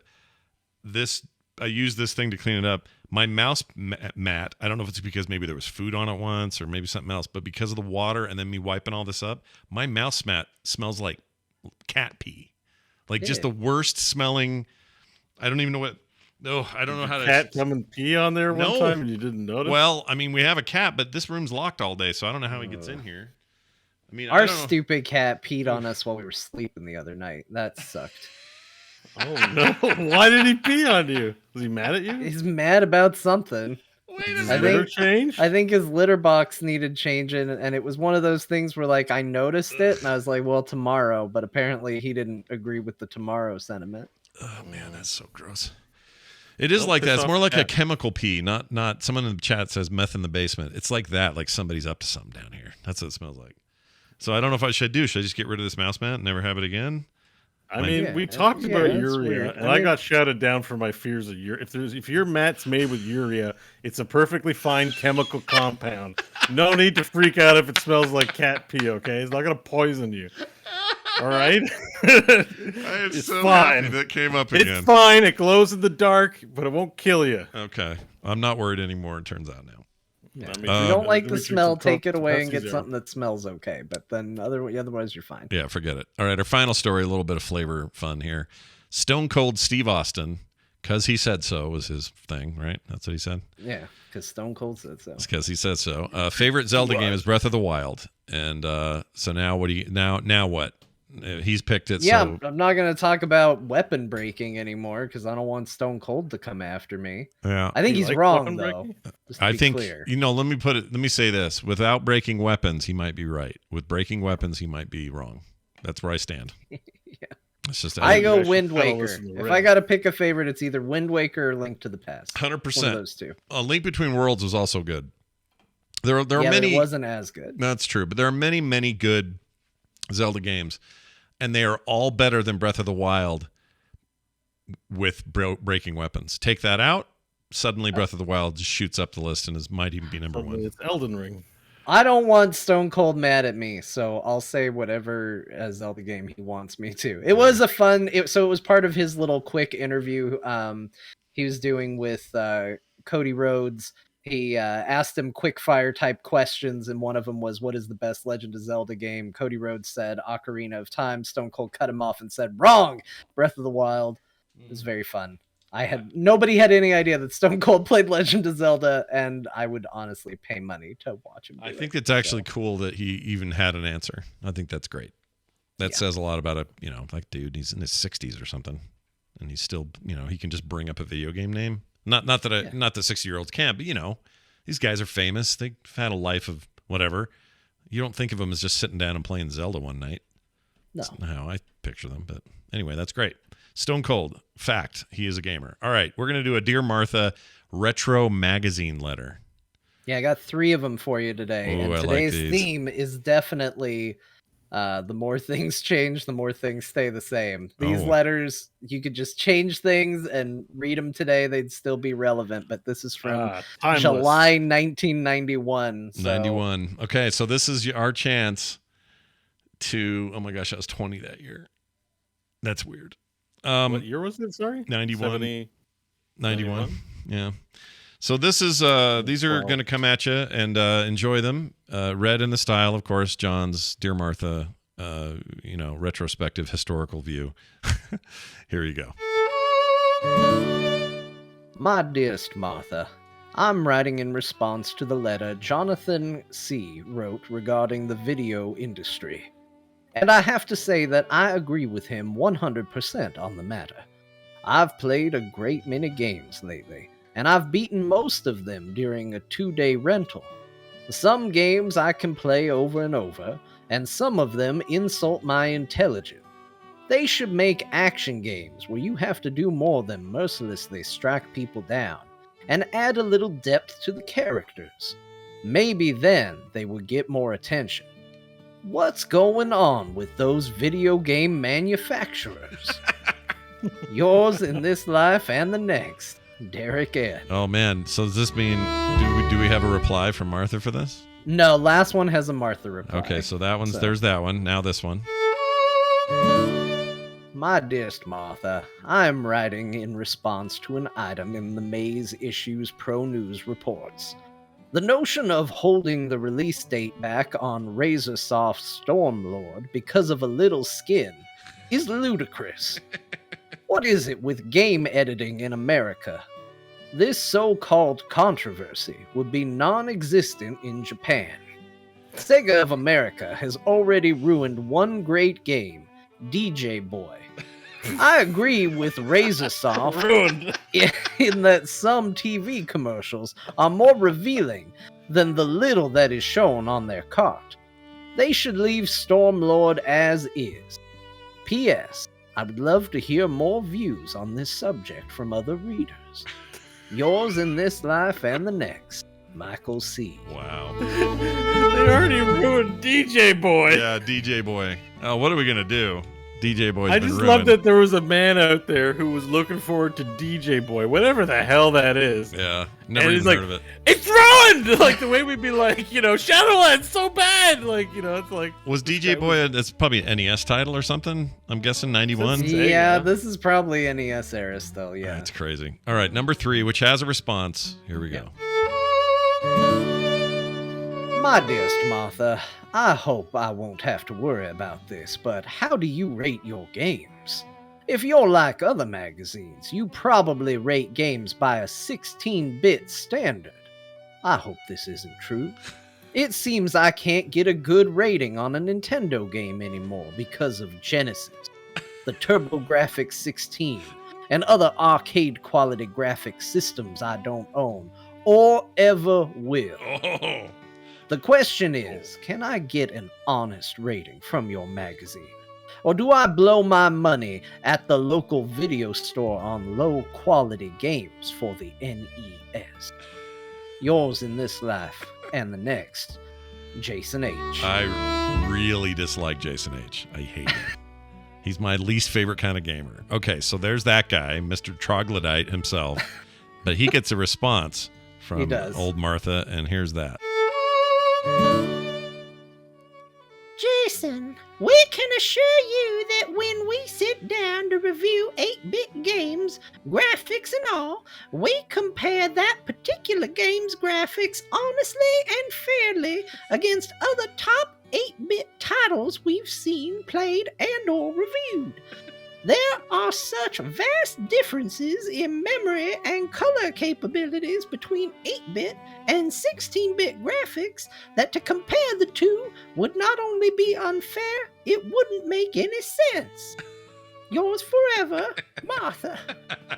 I mean, she's right. That wouldn't be fair. She's right. I wanna go ahead and give props to Martha for I think taking the right stand in 1991. I like her. She's good. That damn Genesis. I will never own a 16-bit I system. will never own a 16-bit system. That guy seemed like never gonna happen. He seemed convinced that Nintendo themselves were not headed that direction. Isn't 8-bit enough? Yeah, isn't that enough? Why do we need all these new fandangled bits? Yeah. How many times have we heard that? Oh, every time. Every time. Right. Okay. Should we now bunk? We're going to talk about the future today, too. Yeah, let's do it. Let's talk about the future. I think Beau's tasted it. I might have as well, but we're going to talk about what we played. I'm going to not take too long with some of these because I've talked about them on the show before, but I got back into the Gunk because SteamWorld 2 was so much fun to go through, and on portable on my Switch, I'm playing the Gilgamech game from the same developer that I thought, you know what? I didn't give the Gunk long enough play. I played it for a few hours, talked about it on the show, and then I just kind of forgot. It was still on my drive and they're on the Series X. So I'm like, I'm going to play this thing. Same devs, and this is their first foray into 3D, so it's kind of a big deal. So I did, and played a ton more of that game, and I think the Gunk is actually really charming and pretty great. Still one of the prettiest games I've played this year or last year. And if it has any problems, it's maybe got a few narrative issues, which I talked about before. Some of the character movements a little floaty and weird, but it feels like a staging area for what they're going to do next. And while that may be weird for some, it's on Game Pass, so what's the harm? And there's a lot to like, especially graphically. It's really, really pretty. So I'm playing that. The Gunk, it's very good. Rogue Legacy 2 came out of early access after a 2+ year stint in the early access on Steam. And the good news is Rogue Legacy 2 is very good. Yeah. Yeah. Oh, I played it as it's well, by the actually way. out then. Yeah, out. Yeah. 1.0. It's on consoles. I have it and as everything. well, so we can chat about it. Yeah, let's talk about it. So it's on everything. I'm playing it on Steam because that's where I had the early access version. But you can get on Switch and consoles and all that. I think Epic has it. If you're a fan of the Epic Store, they have it now. So anyway, it's full 1.0 of the game. Everyone always says, hey, should I play the first one first? The answer is no. This is more of what that was plus a whole bunch. And really, it's just such a tight refining of what that experience was while adding a bunch of new features, character classes, abilities, that sort of thing. And a pretty good graphical overhaul that I think this is just downright awesome. I love Rogue Legacy 2 so far. Beau, what do you think? I agree completely. It's more of the same in all the right ways. Yeah. I played Rogue Legacy 1 to completion. It was a lot of fun. Yeah. And it fit like a glove. It was just easy. Understood, building up the map, getting the vendors. There's a lot more events, like crazy weird worlds and stuff to pick up. That's a little different, but it's cool. Yep. And it's like a roguelike Metroidvania in that it's a Metroidvania, but the levels are randomized. Yeah, but even then, So there's it's still like, these weird mysteries that Dead Cells is pretty good at this too. But there's weird mysteries where that's where that's where I really get the Metroidvania vibe out of it. Is yes, you're side scrolling. Yes, it's big complex maps, and they're created randomly, which is maybe different. But there's this mystery going on, and you happening across things, and that kind of discovery is really good here. And doesn't feel arduous. You don't feel like you're lost. You don't feel like you're being treated unfairly, but it's still hard because it should be because you're trying to build your dude up to do better. Sometimes you're born with a terrible condition like farting problem, like a super irritable bowel syndrome. Yeah. And it makes your run harder. But Yep. you're like, but that's the game. Sometimes your run is just hard because you're playing a blind person and you can't see anything. Oh, that one's the worst because you can't see anything but a little circle around you. You have nearsightedness. That one's hard. Yeah. I don't like the upside down one where you have vertigo. Yeah. But again, I had one where I was a diva, so when I get kills, they throw roses at me. yeah, which is totally not a functional gameplay thing, but it's just this fun little flavor in there, and I love that about those things. The first game did a lot of that. This goes way more into it. There's way more classes. Like there's a chef version of a class. There's a what did I just unlock? I haven't got that far yet. Seen I've got the standard ones like wizard and from the last one. Yeah, there's a chef class. There's a chef. Oh, there's a bard class. Bard, which I yep. think is new. So I didn't like it because it was very hard. You're more of a diva than an actual effective fighter. I find as the bard class. Well, yeah, accurate. that they're definitely different than each other in a way that was not so true in the first game. Like the cook uses a big pan, a cooking pan, and it's a really slow strike like a big hammer might be, but man, does that thing do damage and bounce back and knock back and stuff. It's great. Freaking got used to that and loved it. Plus he's got his special ability is to give himself a nice health boost all the time, so you let that cooldown happen and then he can boost up on health or get more mana or whatever. Anyway, if you played it at all, I mean, this thing's like the granddaddy of the modern roguelike in lots of ways, the original game. And this is just, I was worried because like Spelunky 1 is one of my favorite games I ever played. Spelunky 2 came and I just kind of went, oh, well, this is really exactly what that game was. Like really, we're not changing much here at all. Not to get into the weeds, but it's just not that big of a change. I'm happy to report I think this is enough new stuff without changing it too much. So you're familiar with it immediately, but then there's just a ton to it. It's really, really freaking good. So play it. It is quite good. Yeah, it's very good. I like it. All right, Chorecore update. Beep, beep, beep, beep, beep, beep. I played a game called Bakery Simulator. I wrote it wrong here. It's not baking. Bakeries. So you have to get up at 5 in the morning to play it, or 3 in the morning. Yep, that's the only time you can play the I know game. someone who's a baker. Their lifestyle is one of being up super early. It's very to make early, fresh yeah. bread. It's like ice cream places. They have to have a guy customers. making ice cream at 4 o'clock in the morning because the whole rest of the day they sell the ice cream he made. But same idea here. You are literally working in the morning. It's really good. It's based in the Unreal Engine. Looks very pretty. All of the Chorecore stuff I like is really well represented. Roll your dough, cut it just right. Here's a little mini game to do that. Now you you bought a new machine that'll cut it in pieces for you, and then when you bake them, you don't have to cut them all by yourself, and that's a cool upgrade. And your oven gets upgraded, and all your items you have to reorder products so you don't run out of salt or whatever. And here's the problem: all right there. While it maybe is samey compared to some of these, they have all the elements you ask for with these kind of games. Nailed it. Good job, guys. Well done. However, and they're not done yet. In fact, I don't even think it's physically out yet. Might not be. Yeah, So there's still time to save this. I might have a key ahead of time. I'm not sure. I can't remember. But here's what happens. When you're done, You fulfill the order, right? You had an order, you went through it, you did it, you've checked off all the check marks. It's a quest, you've done it. Now what? Well, you put your shit in a crate. So you say, oh, I'm going to take all these crepes or these donuts, whatever I've made. I'm going to put them in this crate. And then when I put that next to this place by the door, that makes it so when I go to the door, I can hit the door to exit. And now it makes me drive my stuff somewhere. Now, if this was like some awesome, Forza engine driving simulator or even like Burnout with fun driving physics, that'd be one thing. Maybe I wouldn't mind crazy taxiing this thing off to a bakery somewhere because I'm a subcontractor for other bakers is what I am, or stores that sell baked goods. And so if that was the case, I could get in my car and just go crazy, GTA my way across town. That'd be fine. That isn't what they have me do.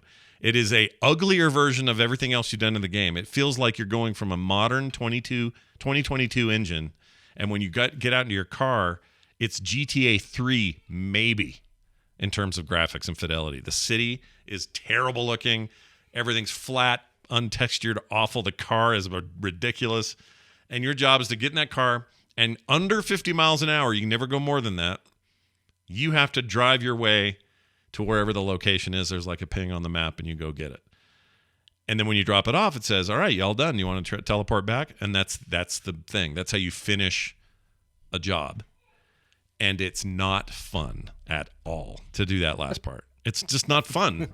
Like, would you say it's a chore? It's a chore, and in the wrong ways. You found it. They tried to gamify something a little extra, and I'm just saying it doesn't freaking work. Now, it's only as currently constituted. They could change it. Here's what I would suggest.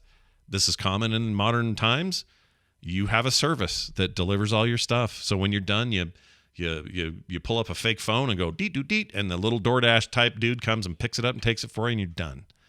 That's what I would want out of this. Instead, there's like a upgrade tree for perks. One of the perks is you unlock a truck so you can take more stuff. Well, I don't want to drive an effing truck. I don't want to drive at all in this game. It's a freaking bakery simulator, not a driving simulator, and it's an awful addition to the game. Now, everybody I know and their dog who has played it early has gone to their forums and said so. I'm not the only one. Everyone universally is like, that's just not fun. Some people are mean about it. Other people, like I went in there and said, hey, as currently constituted, it's not really that fun, and it kind of takes me out of the game, makes me not want to play it. My suggestion would be like, make it a fun driving section so that it's actually fun to do that if you're going to keep it. But my real suggestion would be blah, blah, blah, and I explained the DoorDash idea. So I'm trying to give good feedback. I really hope they change it because I actually think this is one of the more fun ones in the actual baking part. And I don't bake. I don't even know what to do in real life. But in the game, the mechanics are satisfying. The growth is, the growth of your character and how you level up and all that feels really good until I have to drive. So that's what I want to say about that game. All right. Well, yeah. More bakering, less drivering. Yeah, less driving, more bakering. I like that term, bakering. It's good. Bakering, more bakering, please. All right. Good news. I picked up Warhammer 40K Chaos Gate Demon Hunters today. So it's a Warhammer 40K game. Really, it's just Chaos Gate Demon Hunters. The 40K is implied. Holy shit. So here's what we've got. I've been watching this one for a while, right? It was all had it on like wish list and all that stuff for probably a year. This is what I've been asking for a really long time, which is XCOM meets 40K. It's 100% what it is. So you know those big ships that look like half castle, half spaceships that you're always moving around in those games? They're very iconic. And they always have names like the Holy Ziggurat or whatever. Oh, I love that stuff. I love their names. I love everything about that stuff. We already know this about me. I'll play any 40K game you put in front of me. But this one is, I won't call it a ripoff of XCOM, but the mechanics, the concepts, they're all XCOM stuff. So, for example, that fortress ship that I was just talking about, instead of it being a ship that just gets you places or has some other, just aesthetic background thing, that's your headquarters. So you've got a whole library place that you go to, and this Inquisitor girl lady gives you upgrades to your perks and your systems and stuff like that. So you pay for those, or you go in there and use resources for that. And then just like XCOM, it's like, well, these are going to take 7 days. Okay, cool. Go upstairs, talk to the guy in the robotics lab. There's a tech priest from Mars in there who's like, I will help you, blah, blah, blah. And he does whatever. We're manufacturing new equipment for our dudes. And that takes time. And then you go to the main map screen. It sounds like I'm describing XCOM. You hit proceed with time or whatever, and now time's passing. And then, one of your upgrades is done. Go see how that's going. So it's not shown as like a grid. They're just places on the ship, and you can go to them sort of at will. The actual combat so far anyway has taken all place on planet surfaces. There's a big story, and so far very cool stuff in the story. It's all pulling all the right strings for me. What was I going to say? And so the way you deploy, same thing. You upgrade your guys if they need a promotion, and when they do, you choose like what stuff they're going to be focused on when they get the promotion. You can rename them. I've got a guy, they give you last names that you can't change because in the game they're voicing it. They're always going, oh, okay, that makes sense. It's like, Ezekiel to me, or whatever. All right? But really, I've named people like Beau, whatever, Kai, or whatever I called you today. Whatever it was. Cocaine. Cocaine. So he's Beau Kane, which sounds like cocaine. Cocaine, Bocane. John, I can't remember what I named John, but one of the last names is Storm. So his first name is Shit. So it is Shitstorm. Shitstorm. And John, you'll love this. You zoom in and you can change everything they're wearing. They have skins for each pauldron, for each leg piece. Helmets or none, hair, face, whatever, all that. Totally deck out your dude any way you want to. Some of that's immediate. Some of it you unlock as you go. But all of those cosmetic things you like to fiddle with in XCOM are here. And you make your own team, send them on their way. And there's default stuff, of course, but you can tweak to that, to your heart's delight. And the ground combat plays a lot like take XCOM and take Gears of War Tactics, and mush those play styles together. That's the ground stuff. Nice. Yeah, and I sent you guys a GIF of a grenade being tossed. Do I still have that here? Yeah, that thing was cool. Yeah, look at this chat. Yeah, so I made a GIF. Awesome. This is me actually playing. I captured it live today. Every time you throw a grenade, this is what you get, and I never skip it because it's so great to watch. It's slow mo. He hucks it. It's going beep beep beep beep beep beep beep beep beep beep beep, boom, and just destroys whatever's over there. So it looks pretty badass, honestly. So that's some of the stuff you get up close during combat, and this is where the game really shines. Tone, look, feel, the essence of what makes 40K a compelling space to be in. Just a weird devotion to the Emperor God and all the tech priests sitting around going, "Oh, we are only in service of the Omni Messiah," and all that bullshit. It's so good. Here's their biggest weakness. Okay. Honestly, it's the only complaint I have, and it's tiny. They have really dumb faces, all of them. You mean the helmets or the faces? No, the helmets are fine. It's the faces inside, and I will try to put up something that shows this, so that I can at least you can see. Well, that's crazy. Why they wear the helmets. I mean, I'm okay with that being the reason because their faces are just goofball. What they remind me of is not in poly count, but in styling. They look like the first World of Warcraft race choices. I don't know how else to explain it. When I show this, you'll see what I mean. Pretty rough, and yet I conjured an image immediately. Yeah, I don't know how to explain it. They're not like these guys clearly know how to make a video game, but let's see if I can skip ahead to this a little bit here.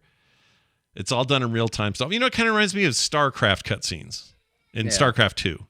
In fact, just looking at that shot of this dude right here, you can kind of see it, right? He just look at him.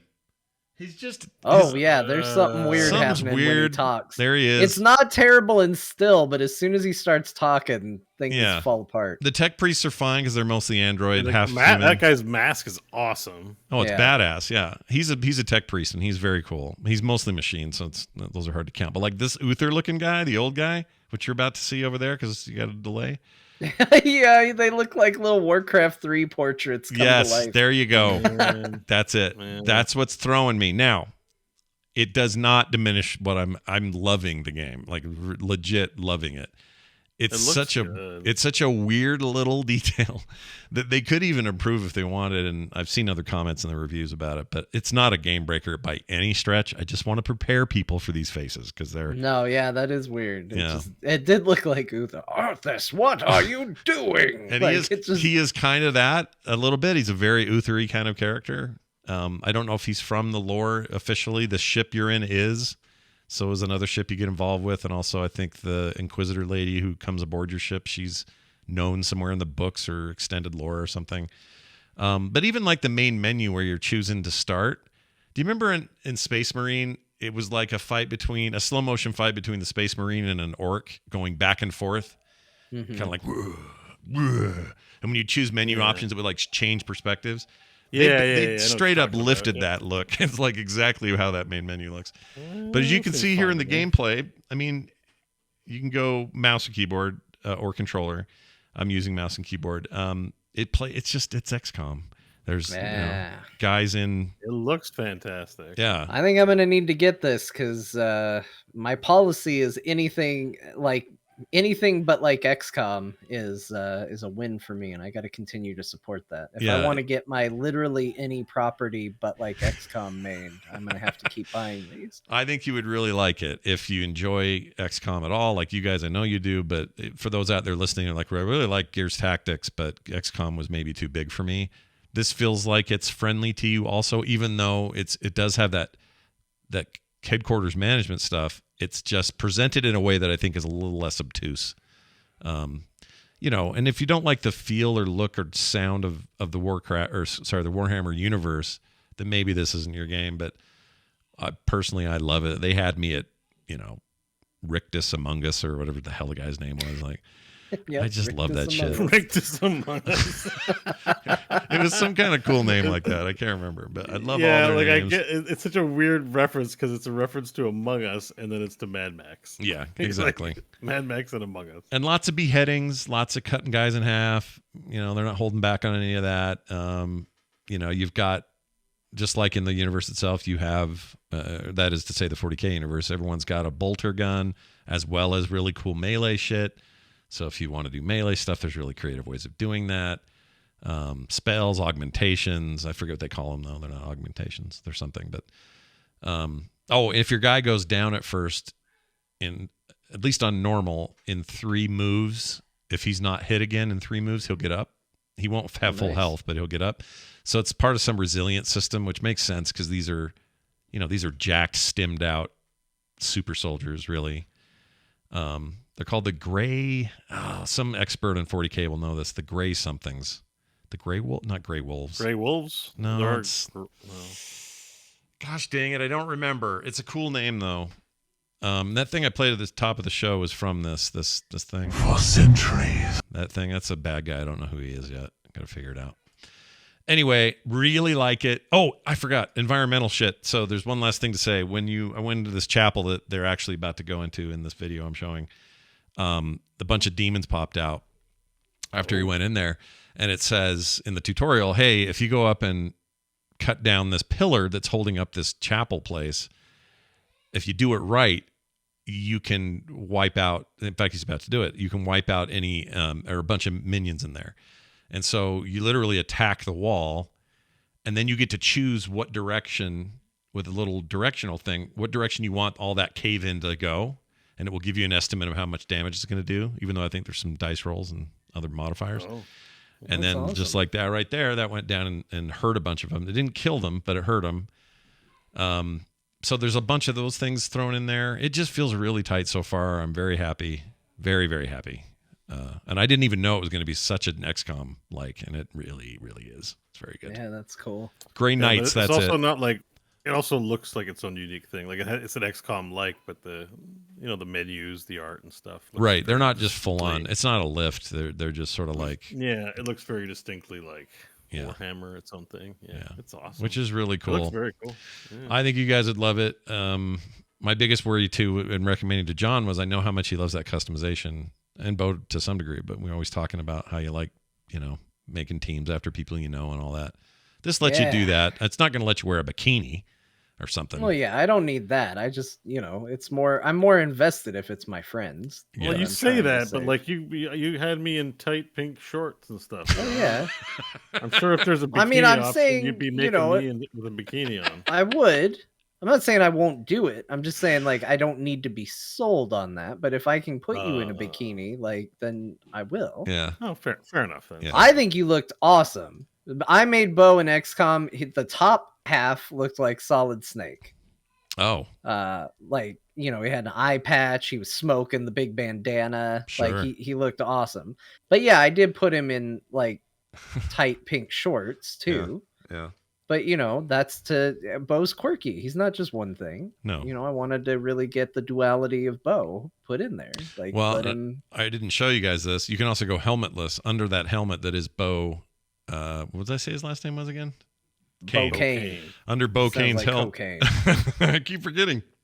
But under Beau Kane's helmet is a face I tried to model after Beau. So I got like a lot of beard going and some kind of, really great luscious hair and stuff. Long hair. I didn't show you that bit, but looks like you under there.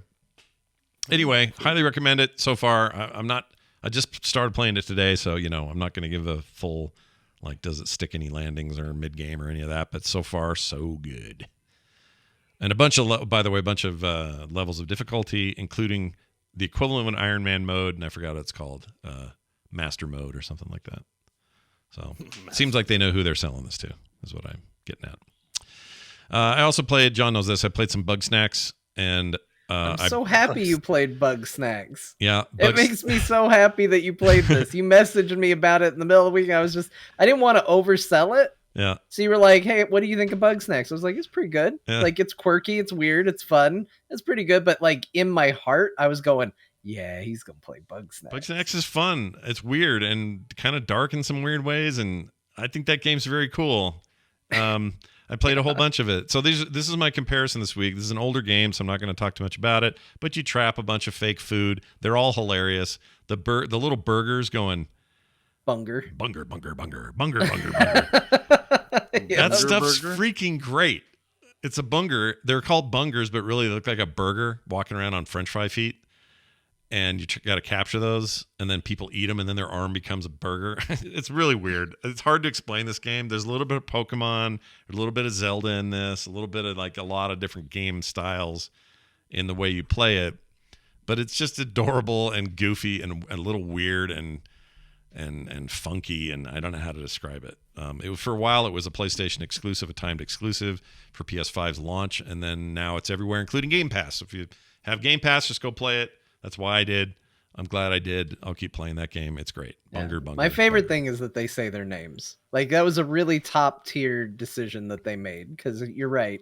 Like, it's one thing to have a burger monster called Bunger. Yeah. It's another thing to have it walking around going, Bunger, Bunger, bunger, bunger, bunger, bunger, bunger. It kind of reminded me, now weirdly, and I don't mean this in any negative way, but it reminded me of Beau.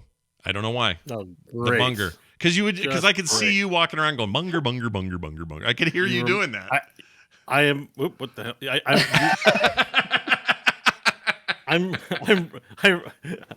A burger that goes bunger reminded you of me. Yeah. I don't mean it in a bad way, I promise. I think I know what Scott means, though. Like, I can see in a D&D campaign, you create a creature named Bunger. Yes. And you're Well, like, okay, you're like, so it's that's a burger fair. monster that comes out, and it's a Bunger. And we're like, what's the... And then all of a sudden you go, and it runs around going, Bunger, Bunger, Bunger, Bunger, it's Bunger, Bunger, fair. Bunger. I did make a race of meatball people with one eye and large tongues that stick out. They go tunga, tunga, tunga, tunga. Oh, it's like that. That's Yes, why. That's Chad's it. going Tunga already. They That's already it. knew. Tunga, tunga, That's it. tunga. That's Tunga, exactly tunga, it. tunga, tunga. 100% why I was thinking of it. They just nailed why. I couldn't Yeah, put it's my a finger on bug. it. They're almost a Bugsnax. Yeah. Now listen to the Bunger And talk. they also, we never explored this part because I don't think we will in the campaign anymore, but I can share with you a little inside knowledge about Oh, Planet Nash. okay. All right. But they also live inside of dinosaurs, Oh, my Lord. but we Okay. never got there. Okay. Because I don't know if we're going back to Planet Nash, but they eat, or they don't eat, but they carve out the inside of a brontosaurus, and that's where they put their living room. Ugh. And they live in, but the brontosauruses are fine. They're in water and they eat the leaves, and they happily live with the Tungans. They have And the a... Tungans live inside of the Brontosaurus. Symbiotic relationship, right? That would be Yeah. And then because it's I call it a Brontor Park. Yeah. So there's going to be the Fireball Boys, and there would be a whole side adventure involving the Fireball Boys, but that just never happened. Well, here I want to give you a taste of Bunger sound. Listen to this. Bunger, bunger, bunger, bunger. Bunger, bunger. Let's see if I can hear him go. Bunger, bunger, bunger, bunger. This is all they do. But when these aren't as good as their idle animation. Like when they don't know you're there yet. They're just walking around and go bunger, bunger, bunger, bunger, bunger, bunger, bunger. And catching them is like not always the same. So you have to be creative about, well, where am I going to put this trap? I got to flush them out of the bushes. Turns out the bungers were hard to deal with because they have to smack into each other to stun each other, and then you got to capture them. Like there's just a really weird game under that thing, and I really like it. So I've been playing that. I also cracked open Chernobilite, which is that thing that showed up in E3 a couple of years ago that everybody was like, "Ooh, it looks like Fallout or like Stalker." Oh yeah. Oh yeah. Yeah. I think that game's janky. I don't think I like it. Ah, that's a bummer. Yeah. That makes me sad. Yeah. Chernobyl. I don't know yet. I should give it more time. There's just some real like polish issues. Like it's a beautiful game. It's definitely sort of next gen, current gen, but it's clearly created by some very passionate people with not a big staff. It's hard to explain. It just feels like I don't know how to explain it. They're just the characters move kind of weird. The scripting's a little weird. The story is the most. I don't know what's going on. I don't know about that game yet. I'll need more time with it. I'll come back to it. It's high fidelity indie game, basically. Kind of, yeah. Which is like it's an indie game, but they got Unreal Engine, so it's like yeah, which is fine. They want you to play it in Russian, and I don't want to read so many subtitles, so I turned on the English. Wait, before we get corrected, is it Russia or Ukraine? Well, it's Russia, but they spend time in Ukraine because it's based on Chernobyl and stuff. Where Chernobyl's. Oh, sorry, I thought you were talking about the developers. No. It's three game dev veterans: Kamil Blazinski, Robert Sichka, and Wojtek Padzur. Yeah, these are some. As far as I know, I think this dev. Now I say that I don't Sounds actually like know. Poland or whatever. I don't know. I'm just guessing. Partner Z. I'm guessing Polish. I'm looking here. I thought I heard Russian. Well, whatever. I don't mean in the game. Well, I mean the game might be in that, but yeah, I don't mean that. On Wikipedia. Oh yeah, their website is all in not English. I don't know what this is. Yeah, I can't tell. Anyway, Polish. Hey, good guess. Oh, it is Polish. All right, there you go. Yeah. It's a really cool looking game. I just can't get my head around I can't get my head around it. So I'll return to it because who knows? I felt weird about the Gunk at first, and now I'm really enjoying What attracted you to it? I got a key. I'm looking at the trailer, and I'm like, well, I mean, I got a key from the dev. All the games there are. Oh, okay. So, and when the dev, and I remembered the game from that E3 and being impressed visually by it and thought, but this isn't the one we were all blown away by. There was another one that was out. No, that was a different one. Stalker 2? No, what was it called? There was another one. I know what you're talking about, where it almost is like those old, like World's Fair looking, like the World of Tomorrow kind of. Oh, you're talking about a Russian shooter, like it was with weird weapons and stuff. Yes, really wacky weapons. Hang on, it may not have been Russian. It was that. I think that one was Russian. Damn it! Atomic Heart. Atomic Heart. That's it. Yep. Yeah, that's what I kind of thought this was that, to be honest, when I got the code. Oh, okay. Yeah. Because I got that code and I went, oh, code, sweet. I'll play whatever you give me a code for. With Atomic Heart. In fact, I have a PS5 version of the game I haven't used. I may give that to someone who wants it. But anyway, it's fine. I just don't know. I don't know yet. It could be me. There's a release window trailer for it. It could be me. I might be the problem. So the release date is there. It's 2022. Yeah. And it's a bunch of hashtags and the letters BER. So it's one of the BER months. Oh. Okay. Oh. So September, October, November, December. Are those the only burrs? Quarter, Q4, but they just did it that way. Those are the only burrs? Wait. Oh, yeah, those are the only burrs. Well, except for April Burr, but that's happened already. April Burr. April Burr. I really like the sound of it. And Bungerber. That's amazing. Bungerber. Bungerber. Oh, the Bunger, dude. Bunger, bunger, bunger, bunger. It's so weird. I love it. That wasn't me. Atomic Heart looks sweet. But anyway, so Chernobyte. Yeah, maybe pass for now. Or maybe, I don't know. Maybe sale on that one. Watch for sale. They're trying clearly to aim for some of that stalker money, and I don't know if it's as good as that. Okay, that's what I played. Trying to rip through mine as fast as I could because look at this freaking list. John played the Stanley Parable Ultra Deluxe, which I thought was just an add-on to existing game. This is like a new game. Oh my god. It is an add-on to a new game. Oh, Or I to thought it an was a existing whole new game. No? I don't know how much is new. Like it is a new. It's a new. It's a re-release, like for VR, yeah. isn't it? It's a re-release. It is on consoles now, which is actually really funny. I found this out.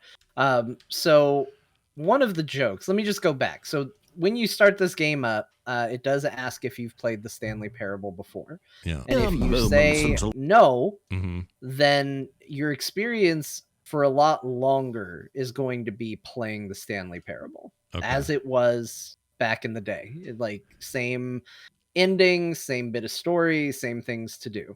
If you say yes, you've played it before, then much sooner in your playthrough, you will come to a point where on one of your restarts. So for those of you, I guess let's go back a little further. For those of you that don't know, Stanley Parable is a game where it tells you a narrative. There's a narrator talking over you playing, and you basically make a choice as to whether or not you want to listen to the narration or not. Yeah.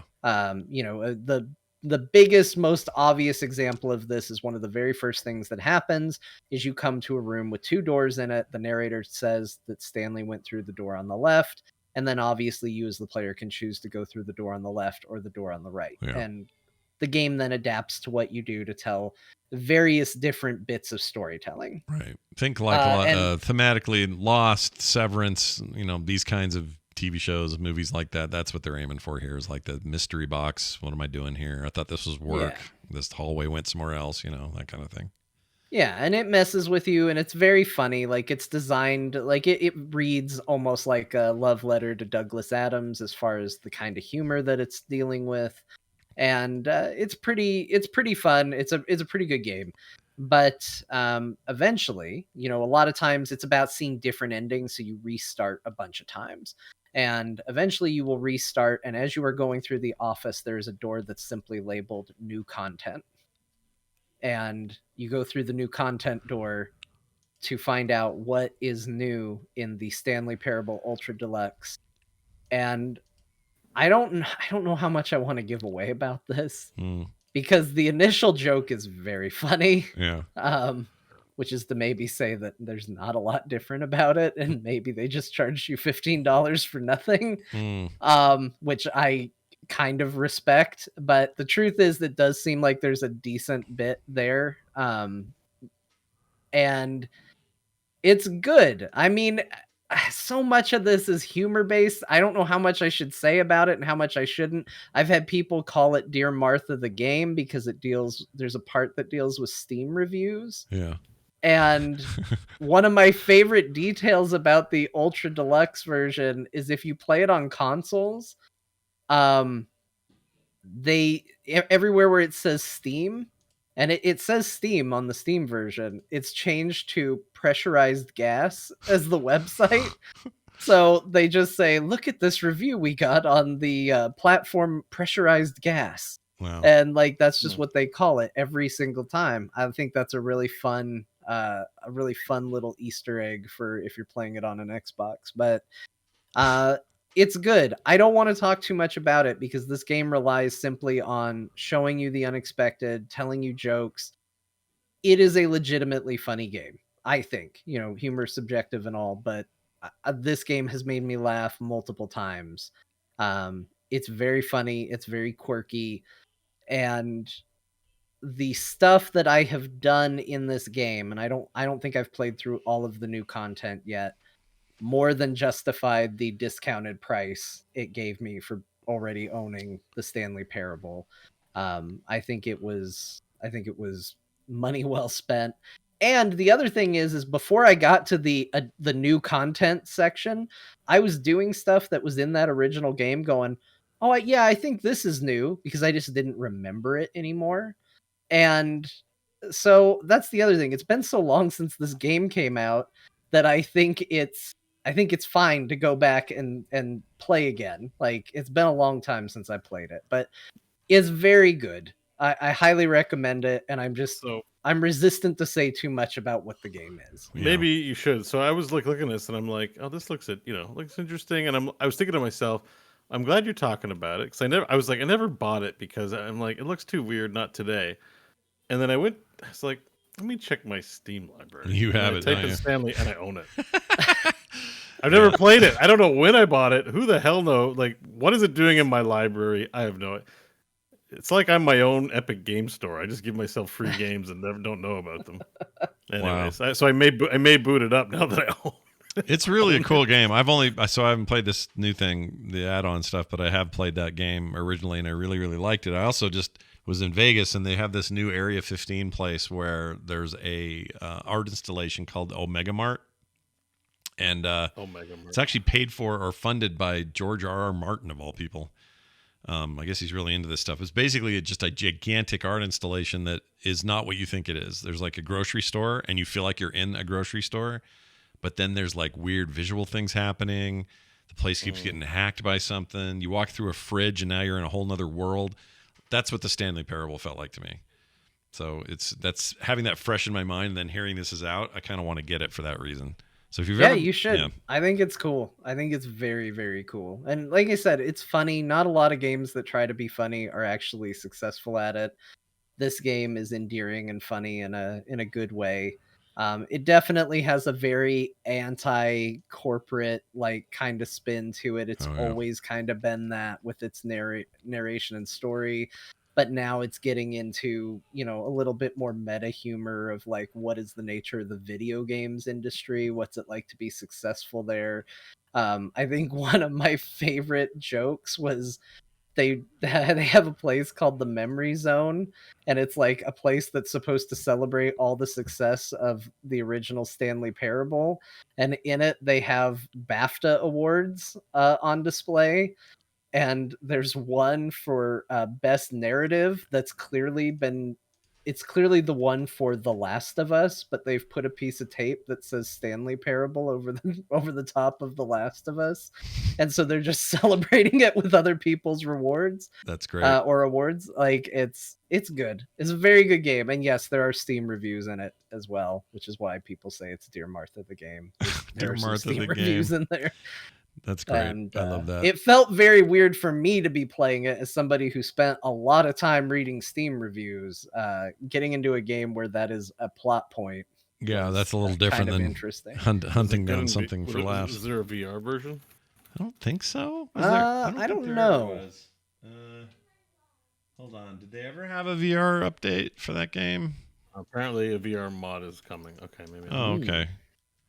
That's a perfect VR. But see, the original game came out in what, like 20? Yeah, it's running 14? very clearly on the Half-Life 2 engine. Oh, like, yeah. it hasn't Oh, moved Source much engine? past that. Oh, Yeah. then for sure it's VR moddable. Well, maybe we'll Yeah. see that. I'll wait for that. Yeah, that would be cool. We'll find out in a moment why Beau will wait for that, because he may have made an acquisition this week, which we've already said out loud. Okay, hey, John, you played SteamWorld Quest Hand of Gilgamech. Currently the Switch game I'm playing when I'm in bed or something. Hand of Gilgamech. What do you think? Yeah, I booted this up because you had been talking about it, and I was like, well, I've enjoyed Dig, and I kind of briefly got into Dig too, but I stopped. Let me just boot this up, see what another one of these SteamWorld games are like, and I got hooked. That game's really good. Yeah, it is good. I'm gonna get sick of coming on here and just being like, SteamWorld games are good, but it is. I meant to just play it for a couple minutes just to try it, so I could kind of see what you were talking about, Scott. Yeah. I wound up just playing a lot of it, Yeah. so it's very solid. Scott talked a lot about it already, and we got a lot of games to talk about, so I'm not gonna go too deep on it. But it is. It's a RPG game where you battle with cards, and the system is simple enough and fun enough that you don't feel like you're getting over tutorialized, and it just grows and becomes more interesting over time. And the story isn't going to set the world on fire, but it's quirky and beautiful, and one of the robots, I couldn't tell if the enemy was actually a robot or a bird piloting a robot. I really appreciated that, and it's all very interesting and very fun. Yeah, it's what I like about it, I think, is the card combat. For me to be interested in more card combat games, I need the combat to be super interesting, and the way they do it here is that combo system is really fun to get your head around and go, all right, well, I've used 3 from the green healer monkey looking guy. That means he'll do a 4th thing because I figured out a way to make a combo with him, and also the way it handles your what would normally be your mana or your land in Magic. It does it differently. It's almost like you pre-spend it to use it. And that may all sound weird, but once you play, you're like, oh, okay, I get it. And then it just makes perfect sense. Yeah. Like, I was amazed at how little tutorialization they had to do for this game. Like, they just are like, you're in it, just play. Like, they give you tips. It's not that they don't give you anything. But once I booted it up, I realized I wasn't in a place where I wanted to learn the rules of a card game. And I was like, ugh, I made a mistake. Yeah. And then it ended up being so easy that I was like, oh, it was fine. And then I got way into it. I love the fact that you kind of control the entire party at once. There's not like, I got to learn what this person's cards do and what this person's cards do. It's like, it's all one deck. Yeah. And it's just the different party members are responsible for different actions. Like, you don't really have to manage it that way. Right. But also the variety of party members is where you get your variety of types of cards. So it's kind of there, but it isn't overly complicated. It's just really well done. Like, it just feels like a game where every decision they made was the right one. Like, it's just solid. Yeah, I would say that about everything they make. Even the Gunk so far. I'm having so much fun in there. And this game's really good. I have nothing to add other than 100% agree. And It's people not should play too it. easy. It's on sale all the I time, definitely found too. myself getting, like, absolutely destroyed in some fights where it's just like, oh my gosh, like, this is the second stage or the second chapter. These things are hitting really hard, but at the same time, you feel like you don't feel like it's RNG that got you. You feel like, oh, I could have done something better. I could have done this. Yeah. So it's just a very, very solid. Do you like the little the little robot what am I trying to call them? Rogues. I love those little guys. They're great. Yeah. They dual wield. Everything. Like I said, one of my favorite characters is the thing I can't tell if I'm fighting a bird piloting a robot mech, or if somehow there's just a bird that's living in a thing and it happens to be called like Captain Canary or something like that. Yeah. Like, Yeah. It's crazy. Yeah, he was a good fight. It. It was a really fun thing. They're great at that stuff. I hope we get more there, just more in that world. And I guess they're working on stuff, so I shouldn't have to wait that long. I should play this one. It sounds so interesting. You'd like it. And it's always on sale. It's always cheap. Like, they just seem to be always on sale. I don't know why. They deserve more credit. They're really great. And this would be worth playing, Beau. I'd love to hear I feel like Beau's take. I'm not done with all the ones I picked up. I think that's always the problem. Yeah. Yeah. I still log into Tainted Grail every now and then. Tainted Grail's pretty good. Yeah, Pretty good. Yeah, that's a good one. Monster Train, also good. All right. There's your look at that. Well, we're not done yet because you also picked up the Ace Attorney trilogy, and I'm very curious about this. Objection! I don't know if you know this, but there's a trial going on that's getting a lot of attention at the moment. Yeah. I was going to ask, is there a Johnny Depp Amber Heard DLC for Ace Attorney? I've been watching so much courtroom litigation that I was like, well, I need to turn the things I watch into the things I play. And I was like, here's Phoenix Wright on sale. I'm gonna get it, and I'm gonna scratch my courtroom itch by playing it. And you know what? That game is nothing like a real trial, but it's fun. It's really good. Yeah. You were looking for a courtroom simulator and instead got a weird Japanese thing. It's really strange, the things that are in there. Like, as I'm playing it, there's just so many times where I go, look, I know nothing about being a lawyer, but I damn well know this isn't how it works. Like, you're not fooling anybody here. Like, there's a part where the person you're going to be representing basically tells you, like, hey, there's evidence on my cell phone, can you go get it from the detective? And as their lawyer, you're like, hey, I need the cell phone. He's like, you're not getting the cell phone from me. Like, in what universe where they don't turn over evidence to you for for the trial. You have to like trick him into giving you the cell phone. It's very, very weird. Yeah. But I really enjoy the game, like the way the systems work, the way it tells the story. Once again, it's another thing that you could see a world where it could be extremely complicated and daunting and overwhelming, but instead is just very fun and very fun. But like people get straight up murdered in this game. Oh yeah. You know, like this is, there are serious things happening. It's still definitely got your anime tropes. Like you got in the first trial, there's a guy named Larry Butts, and he just, the first time you meet him, he's like, kill me, just kill me, put me in jail, kill me, I don't care about my life. Like he's just very dramatic and over the top and crying all the time. Like they're definitely like anime characters, and I'm like, oh, how fun and whimsical. And then you think about it, you're like, we're trying to solve a murder right now. Yeah. This is serious. And then, you know, you go through your first case, which is essentially the tutorial in a big way, and you're like, what fun, what a good time I had doing this. And like trial number 2 is your partner who was helping you in the first one gets murdered. And I was like, what the shit is going on? This game like fluctuates on tone so fast. It goes from quirky fun, we're just having a good time in the courtroom, to all of a sudden, yeah, people you care about are now dead. Yeah. And you got to solve it. I find the guy is So- freaking out, wants to die. I found that scene. Which reminds me, I wanted to ask you this question. Oh, he's doing that anime eye thing. Oh, geez. Yeah, there's a lot of anime tropes and anime eyes in here. Great.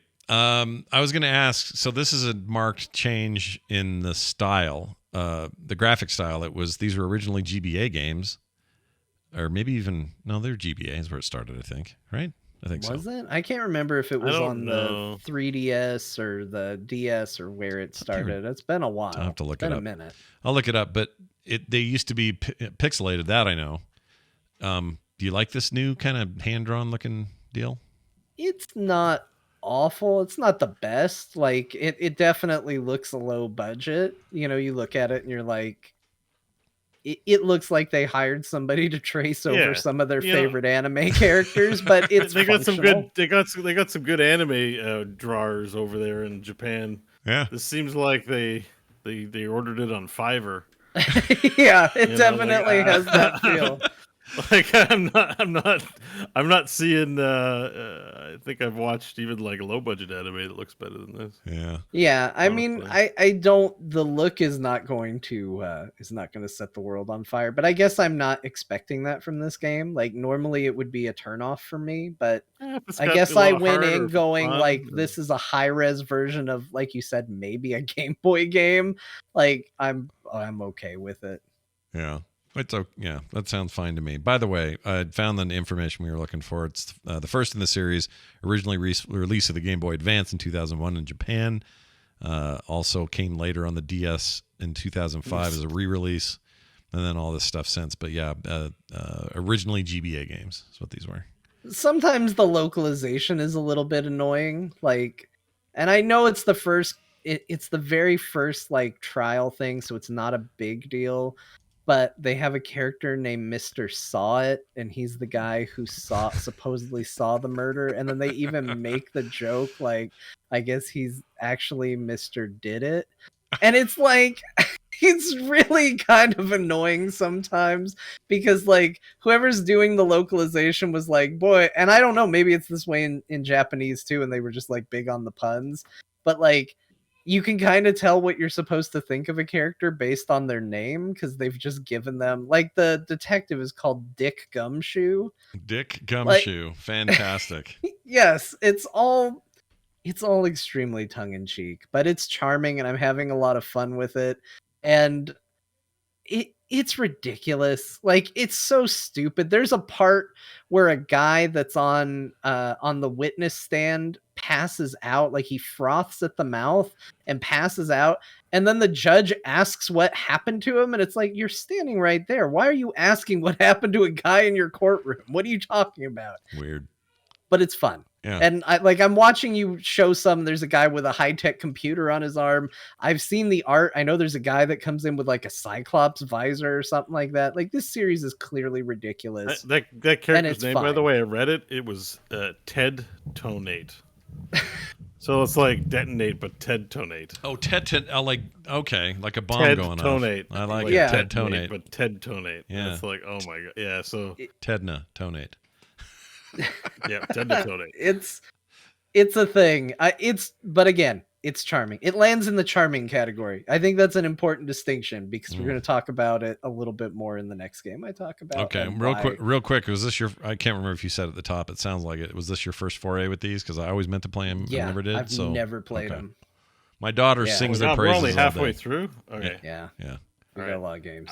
I need a pee break. You know what? Let's do a pee break. Dude, Let's- pee It's break. 9:30. I got it. Everyone pee. Is that okay? Yeah, Can we we're all take 2 gonna minutes? pee. Everyone's gonna pee, and we'll come back. So I'm Yeah. gonna pause the show. 2.5 hours. I gotta go pee. Yeah, you gotta pee.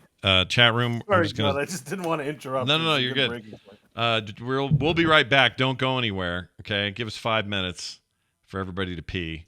Showy, game showy. You know, Yeah, whatever you want I to call it. didn't have anything clever.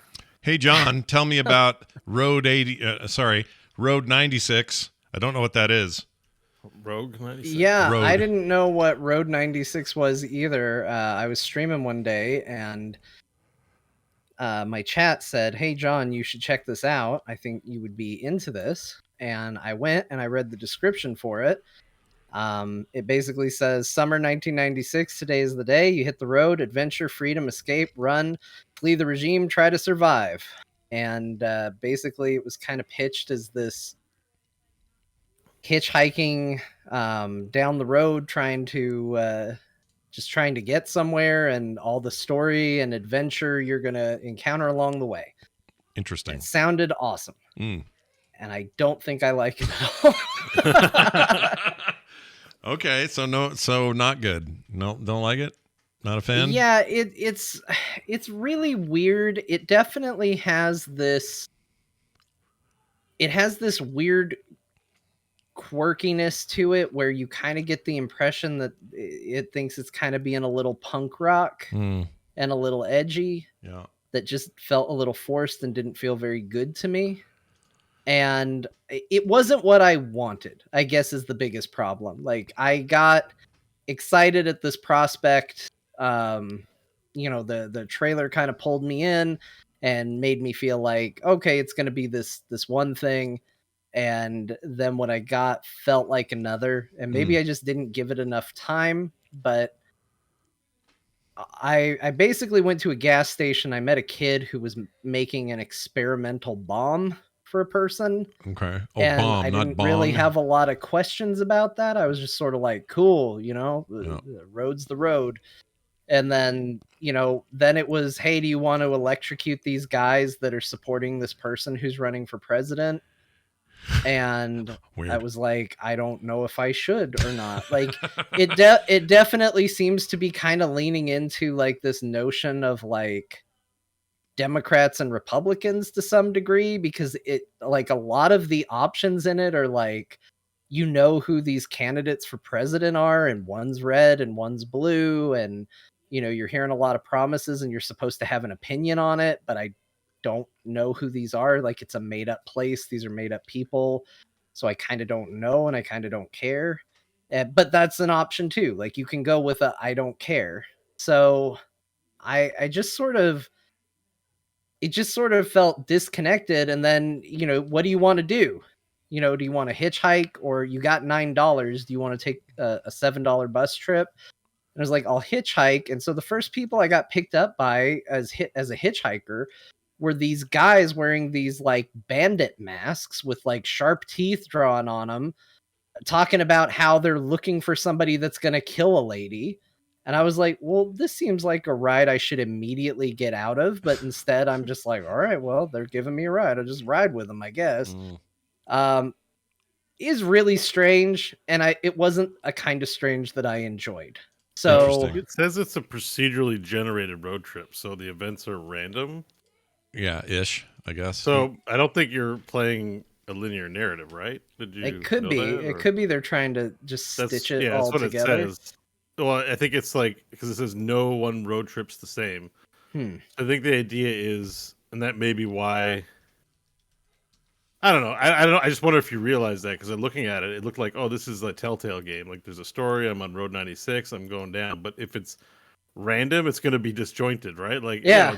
it's a big challenge. Well, and if it's appreciating that is an random, important part of playing a game like that, right? Yeah. If it's random, I got a shitty start because it was like, hey, here's a child building a bomb. Okay, now you're on a motorcycle with these guys. Aren't they weird? Yeah. Oh, hey, they're after a guy who might be a killer. That might be the guy. He went up to confront him. Hey, he came back and just said he was a nice guy and let him get away. All right, we're dropping you off at the side of the road. And I was just like, what the hell are we doing? Like, it just didn't do anything disjointed. for me. Yeah, that sounds disjointed. I mean, are they aiming for a similar, not to call back to Stanley Parable, but it feels like they're trying to be like, ooh, weird, mysterious Western desert stuff. It didn't feel that way. Like, here's why I'm grateful for it. Like I said, I don't know if I'm going to stick with this. I didn't particularly enjoy my time with it. It felt like weird, random, disconnected events connected by bad mini games. Like, so the thing I had to do with the kid that was making a bomb was I had to use a magnet. Well, first I had to shoot tiles out of a roof to follow a cable with a nail gun. Okay. And part of the problem right there was while I'm doing this, I'm not doing a bad job of it. I'm hitting each tile. And probably 8 times during the course of me doing this, she goes, shoot the tiles with that nail gun, my sister from another mister. And it's the same dialogue. And she said it like 8 times in a row. And I was like, shut the hell up. That's I'm annoying. sick of hearing this. Yeah. Like, this is so bad. Yeah. And then the same thing happened with the 2 biker guys. Then it became this mini game of weaving in and out of traffic. Like, you had to pick which lane you were in to avoid getting hit by cars. Sure. And then they were just saying the same lines over and over again. And it just drove me crazy. Like, mini games are fine, but don't repeat the same lines over and over. And I didn't really like the mini games. They were fine enough if the story was better, but I did not find the story compelling. I didn't find a lot of fun in what I was doing. It just didn't resonate with me.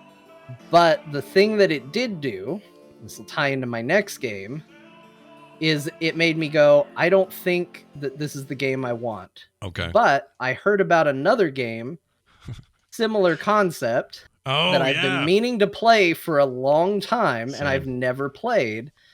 And so I downloaded and played Kentucky Route Zero. Yeah. Currently Game Pass? It is on Game Pass. It is on Game Pass, yeah. And it turns out, like Beau, I had it, so I can play it on Steam. I can play it on Game Pass. Apparently, I bought it at some point. I think I did too. Yeah. Kentucky Route Zero is awesome. This is such exactly the game that I wanted the other game to be. This game is mysterious and weird, but in a way that makes me want to find out more. I don't want to just turn it into one versus the other, but like, that's what I did. I went from one and went, this isn't what I'm looking for, to the other. And enough so that my wife was like, are you turning into Scott? You've been playing like a different game every time I look over at you. Yeah, it's not a competition, guys. It is so cool. Kentucky Route Zero is so weird. It is, you just start out at a gas station, and it's like the wildest looking gas station you've ever seen, and all the power is out. You're a truck driver with a dog wearing a straw hat, and there's just a guy sitting there in the dark. You get up to him, he just lights a lantern, he's like, what are you doing out here? And it's basically like you go around, you click things, you get dialogue, you pick dialogue options that kind of steer the story. Like, they're less like picking different reactions to the situation so much as like dramatic shifts. So like there's a part later where you're on the phone and you get to pick what your character says, but you don't hear what's being said back. And depending on what options you pick, it can be a business call.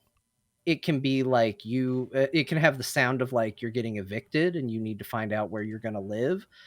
But it could also be a romantic call. Like, you literally have the option to end it with, okay, I love you, bye. And like the game doesn't tell you what's right or wrong. It just goes, no, you just craft your narrative, craft your story. Yeah.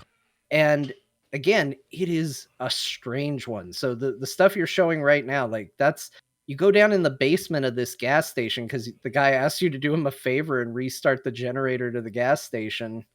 And there's people playing like a weird, like actual world map version of D&D down there looking for their lost D20. And you find it and you go to bring it back to them and they're not at the table anymore. They're just gone. And then you ask the guy about it and he's like, no, there's no people down there, but the light's funny. Maybe you got confused. And you're just like, all right, it's fine. Like people just kind of seem to disappear. It feels like it is the closest I've ever felt playing a video game to feeling like I was in a dream. Oh, weird. Like it is a truly strange feeling from the way the game is visually like displayed to the weird things that are happening in it. Like one other part, and this is all in chapter 1. This is all very early, so I don't think it's too spoilery, but there's a part you're looking for how to get onto Kentucky Route 0. And they basically, you find out a way and you go there and you find a thing on the map that says on-ramp ? And you walk over there and you go walking into what looks like a cave for some reason. Like doesn't look anything like an on-ramp. And then all of a sudden your perspective shifts. You're playing a different character, giving different dialogue. And then the character that you were playing comes walking in, and now you're talking to that character, but you're picking the other character's dialogue options. Oh, weird. And then mid-conversation, it switches back to you controlling the first character. And they're both just like, yeah, I guess we're here just looking for something. Let's go explore this mine shaft. Weird. It's not going to be an on-ramp in that mine shaft, but they're just going along with it. And it has that like dream-like, you have some control, but you don't have complete control. The narrative's just kind of pushing you along, but not in a railroady kind of way to where it's just like, oh, video game's happening.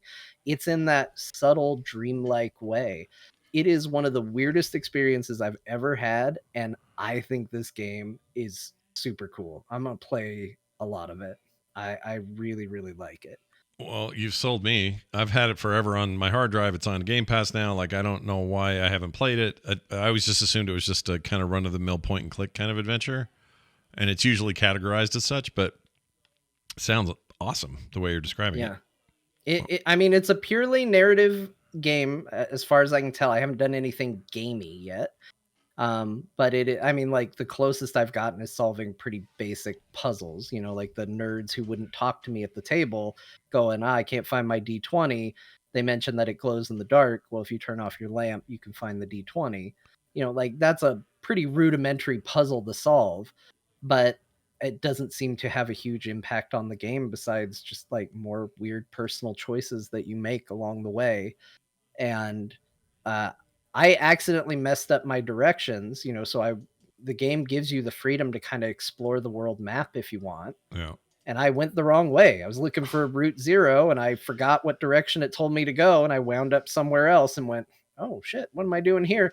Game just let me do it. Yeah. There's weird stuff on the road. You're supposed to be doing a delivery, but like all of a sudden you get to a spot and it's like dragonflies. You want to go check out some dragonflies? I'm like, maybe shouldn't I be doing this delivery? What do I want to do? Yeah. It's really weird. It's really, really cool. All right. I'm going to keep it on my drive then. I'm going to finally play it. You've got me excited about a game I've had forever. The game's not that old, I guess. What, like 2018 or something? 19. Yeah. Excellent. All right.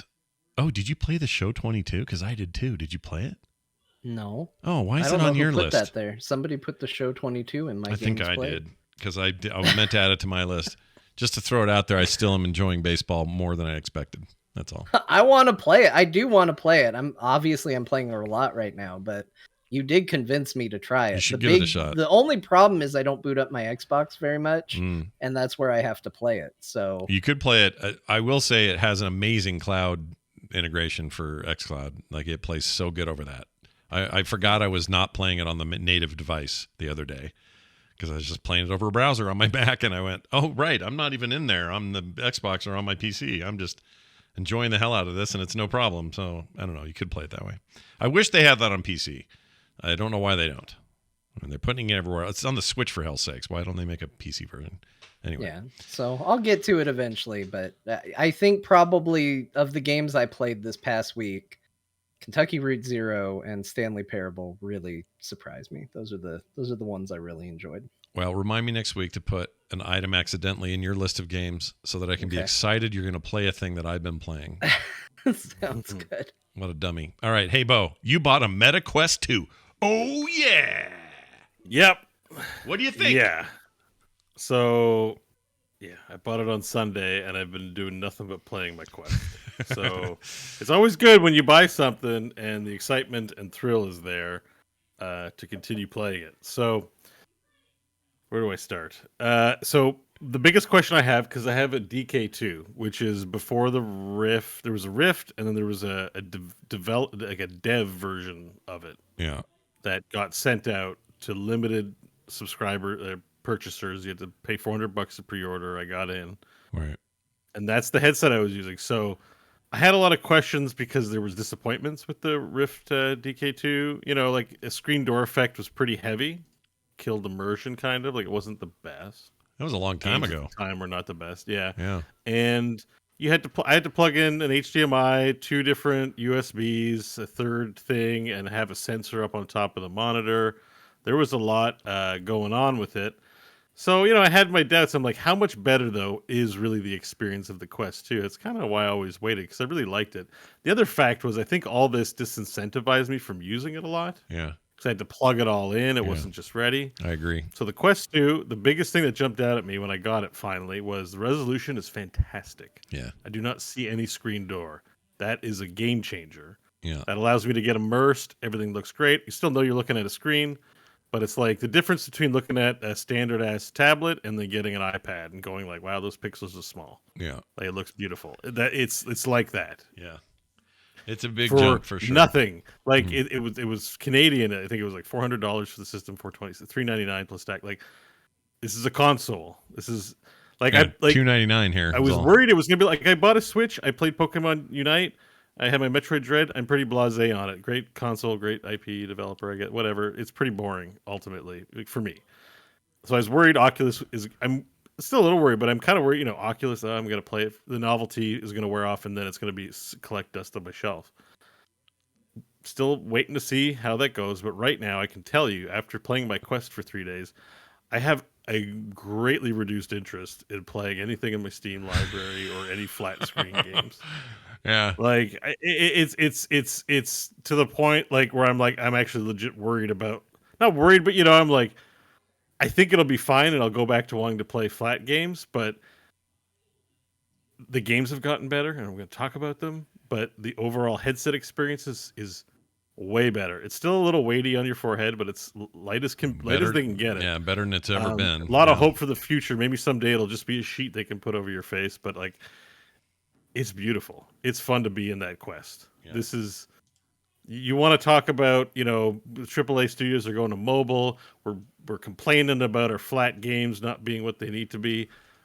I'm prepared to live in the new world. I knew. Forget flat gaming. Yeah. Like 3D gaming is where it's at. I knew you were going to be on the edge of what's exciting in the gaming space. It's this, and I'll tell you why. A lot of people tweeted when I tweeted a picture of my Quest. They said, "I wonder what game you're going to play. It'd be so interesting to see what game you're going to play first." Yeah. I bought Vader Immortal because it was Star Wars. It was on sale because it May the 4th sale, and the guy at the store was like, "You should check out Vader Immortal." Yeah. That's pretty cool. It's a tech demo. It's okay. The phaser fire should go at it's like grandma's phasers. They're so slow. You know, they're just like pew, so you can deflect. I'm like, it's a tech demo for the olds, for grandma the lasers. Yep. Yeah. So, but you know, anyways, I'm looking forward to playing that more. But it was like I need something. There's got to be something with juice in this thing. So you know, I stopped it after an hour, and nobody talks about this. I saw on the store, there's a Warhammer 40K game on the Rift. I was like, what? Is it that bad that everyone talks about all these other VR titles and nobody's like, I can see a 3D Space Marine? Yeah. So I bought it and I immediately fell in love with it. Now, it's a bad game. By any measure, if you bought this game for your flat screen TV, you know, or system, you'd be like, this isn't great. It's a lot of VR games are like that. If you played them on a standard TV for screen. VR games is lower, but the novelty of having hands-free controllers, dude. I thought it was a gun game. I struggle with the levels. The bloom's a little off, and it's hard lifting my hand. You know, there's a roughness. Yeah. There's the physicality of VR that you have to get over, this hump. Yeah. That it physically exhausts you. But it was still cool. I'm like, there is a space nun in front of me, and she's talking to me like, Ophelia, we must move and vanquish the hordes of chaos. And it's like, I will hold on to my faith. And I'm like, I'm the girl. I look down, there's my boobs and like all my utility belt, and I'm just like, holy shit! And I got these sweet gloves, and I'm like, I'm a space nun. Like, this is amazing. Yeah. I was like, this is so cool. And then I found a laser sword. Yeah. And I was like, holy! There's a melee in this game, and it's like it's got the skull on it, like and then I just like, what guns? Who wants to use guns? I just love running up to people and swatting them, and you can block by holding up. So I'm just walking around like a samurai. Yeah. And then I got a second sword, and I was like, "Holy shit! You can dual wield in this game. This is the best." And then I got a chain sword, and I was like, "Holy shit!" Yeah. And then finally, in chapter 4 or 5, there's an actual, like not an actual, but like the male space marine, like one of the, I don't know what you call the black chapter, the Marines. Whatever chapter those guys are, there's one of those, and he's way bigger than me because even their scale is like they're not really human. They have like 20 stomachs and 15 bladders, like they're genetic freaks. So they're also bigger than regular humans, and they preserve that because I'm looking up at him, going like, "Holy shit, you're a big lad," and I just got so immersed in it. It's so good. Like, just from a fan, like, even though it's like the game is like, definitely low standard, from a game style, being immersed in it, they did a good enough job to make you feel like you're there, that it's amazing. And the thing that doesn't translate on flat screen, like, that's why people don't really watch it on Twitch or YouTube as much in terms of a spectator sport right now, is not a lot of people have it, so they can't relate to it. And it's jarring, and it doesn't look as exciting and relatable. But when you're in it and everything's in 3D, like, there is a honking space marine, there's an inquisitor, and all the detailing is jumped out, and all the little things on the space marine are there. And I'm like, this is so cool. My brain's, I'm like, I never want to see this shit in flat again. Yeah. Like, and because the screen door effect wasn't an issue, and I could wear they've designed it so I can even put my glasses in there nicely. Yeah. That it was a fantastic experience, and I'm sure this isn't the best game. It's a Warhammer game. They license it to everyone. It's probably on this. I haven't played many other games, so. Anyways, but you can see why I was freaking out about, like, even that MMO, which is, there are plenty of 2D computer-based MMOs that are going to be better than that VR MMO I played, but there's something about being in there regardless that's just like a different level of something. It's not perfect. It's got its issues. You mentioned all of those. It doesn't translate well when streaming, those sorts of things. But I would say on the Warhammer front, they did a number of aesthetic things right. Voice acting is great.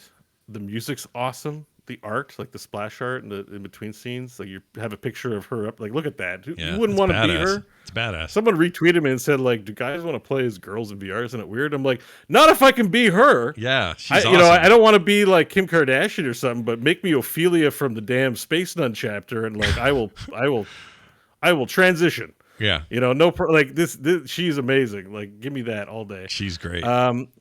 Anyways, that game's awesome, and the guns sound good. So that was a good first impression. Yeah. So I played that. I finished it. Played it to completion, and then did you get Sorry, I was just gonna ask you if you got the name. Oh, Demio. Did you try that yet? No.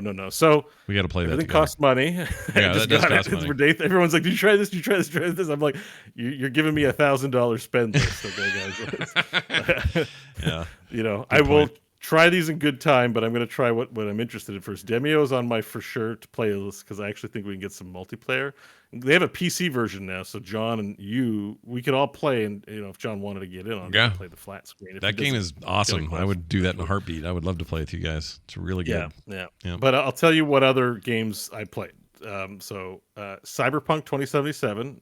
There's a guy, this Luke Ross guy, who does VR mods. Yeah. He's going to do an Elden Ring VR mod, which I want to do. Mm. I want to play Elden Ring again, but not enough to play it. But I will play the VR version. So he's got also a VR mod for Cyberpunk 2077. So I started a playthrough of Cyberpunk, and this is where the rubber meets the road. It's janky, but it's a game that's designed to be like the voice acting's great, the writing's great, the immersion's there.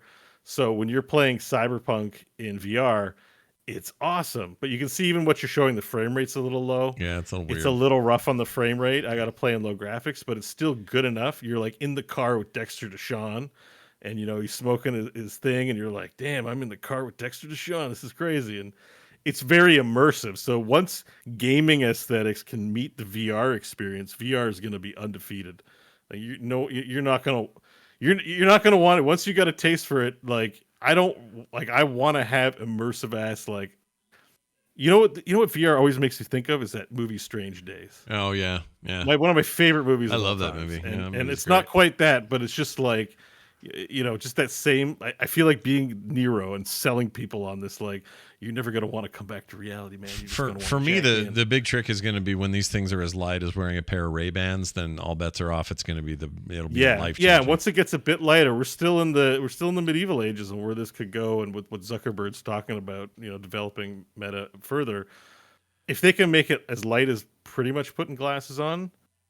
Yeah, can you imagine? I don't like. It's so much more fun. It's still a video game, but I have so many new ways to control the world around me, and so many different ways to interact and look around, and the world is immersive in a way that a flat screen can never do. Yeah, I don't think we'll ever see the complete go away of flat screen games. Strategy games are probably still going to be better. There's lots of stuff that's still played better on a screen. Yeah, but you think of like your gaming experiences, we have this finite window to be alive and we get to see really cool new things. It's like, I've seen all the games. I've seen a lot of what there's been to offer in one realm, but this is like a frontier, right? You just feel like I'm on a frontier when I do these things, and it's exciting. Yeah. I agree. agree. I like Cyberpunk, and that's where we get to Star Wars Squadrons, which is a flat game, but they updated it with VR support in the client. So a wonderful listener viewer bought it for me a while ago. I forget who it was, but still thank you. But I never played it because it ran like shit on my computer. Yeah. And I wasn't super interested in it when I got my new one. It wasn't the first thing I thought of. But then someone was like, Star Wars Squadrons has VR support? Yeah, and I was built like, for shit. VR, I think. So I played it yesterday, and it is amazing. Now, the writing's terrible, all right? One character's like, hey, you had one of those, what do you call them? And she's like, oh, I had a hunch? Yeah, a hunch. And I'm like, okay, just because you're Trandoshan doesn't mean you don't know what a hunch is. You're literally your expository information was that you were a thief in a past life. You've had a hunch before about something. Like, it's so bad. It almost makes me want to take my headset and throw it out the window. Yeah. But the actual fighting in game is amazing. I'm in an X-wing, dude. It is 3D, and the great thing about dogfighting in 3D is I can look up, I can look left and right and pick my targets, and then bring the old ship around and face where I want to go. It's life-changing when it comes to dogfighting. It's so freaking cool. Have you tried what's the game you were playing a long time ago and you loved it, and I can't remember the name of it, space game. I can't think of it. Oh, Elite Dangerous. Elite Dangerous. That's got all VR support. You can try that. Yeah, I might try that as well, but I feel like Squadrons does it because Squadrons just like, you want to do dogfighting? Here you go. Yeah, it's a little more. Elite Dangerous is like, do you want to travel the planet? Okay, here's a sun scoop, get some fuel. Would you like to pick up some minerals? You have contraband. Here's a fine. Yeah. But I think I will still check it out. I'm going through the list of what I own too, but Squadrons really appealed to me because that's a newer game, and it's Star Wars, and I think the important thing is I look at those games that are designed for flat screens because they're not worried about making people motion sick. Sure. That's what people ask me. Motion sick? I have a stomach of iron. I spin me around all 360 degrees like a laundry machine. I'm good. It's fun to me. That's good. I'm in. Good. Yeah, I'm kind of the same with VR. I don't really have a problem with it. I do find myself getting really worn out. Just kind of overall fatigue if I'm in there too long, and I don't know what that is. I think it's just a lot of heightened senses or something. But But I I don't think get. you're engaging your body more. So the one thing, yesterday I played Squadrons also because I had to have a break day. It's like I worked out for 2 days and I'm taking a day off. At one point I was kneeling down because one space nun was dying, and I'm massaging her hand. I'm just role playing a bit for fun for the stream, right? I'm just like, oh, don't die, you'll be fine. And then when I went to get up, my knee was like, let me introduce you to a level of pain you've never felt before. And I was like, and I'm like, I'm on stream, so I'm not trying to look old. I'm like, ah. I'm trying to hold in the grunting because my knee hurts so much. Wow.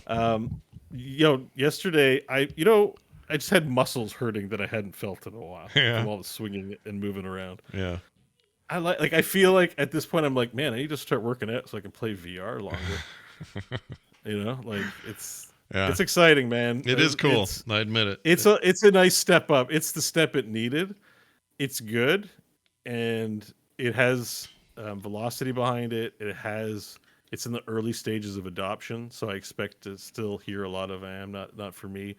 5-10 years, if they continue at this price point, they'll be in every household. That's the key. It's got to be affordable, sure. And it's got to be lighter, and it will be. That just happens naturally. But the main thing for me is I want to see what others have been working on. There's headsets from almost everyone that have been secretly getting worked on, while meanwhile Facebook Meta has been pumping these things out, and it really is the state of the art in terms of what's available. But Apple's got some secret shit going on. So does Microsoft's got whatever the second generation of HoloLens and all that stuff is.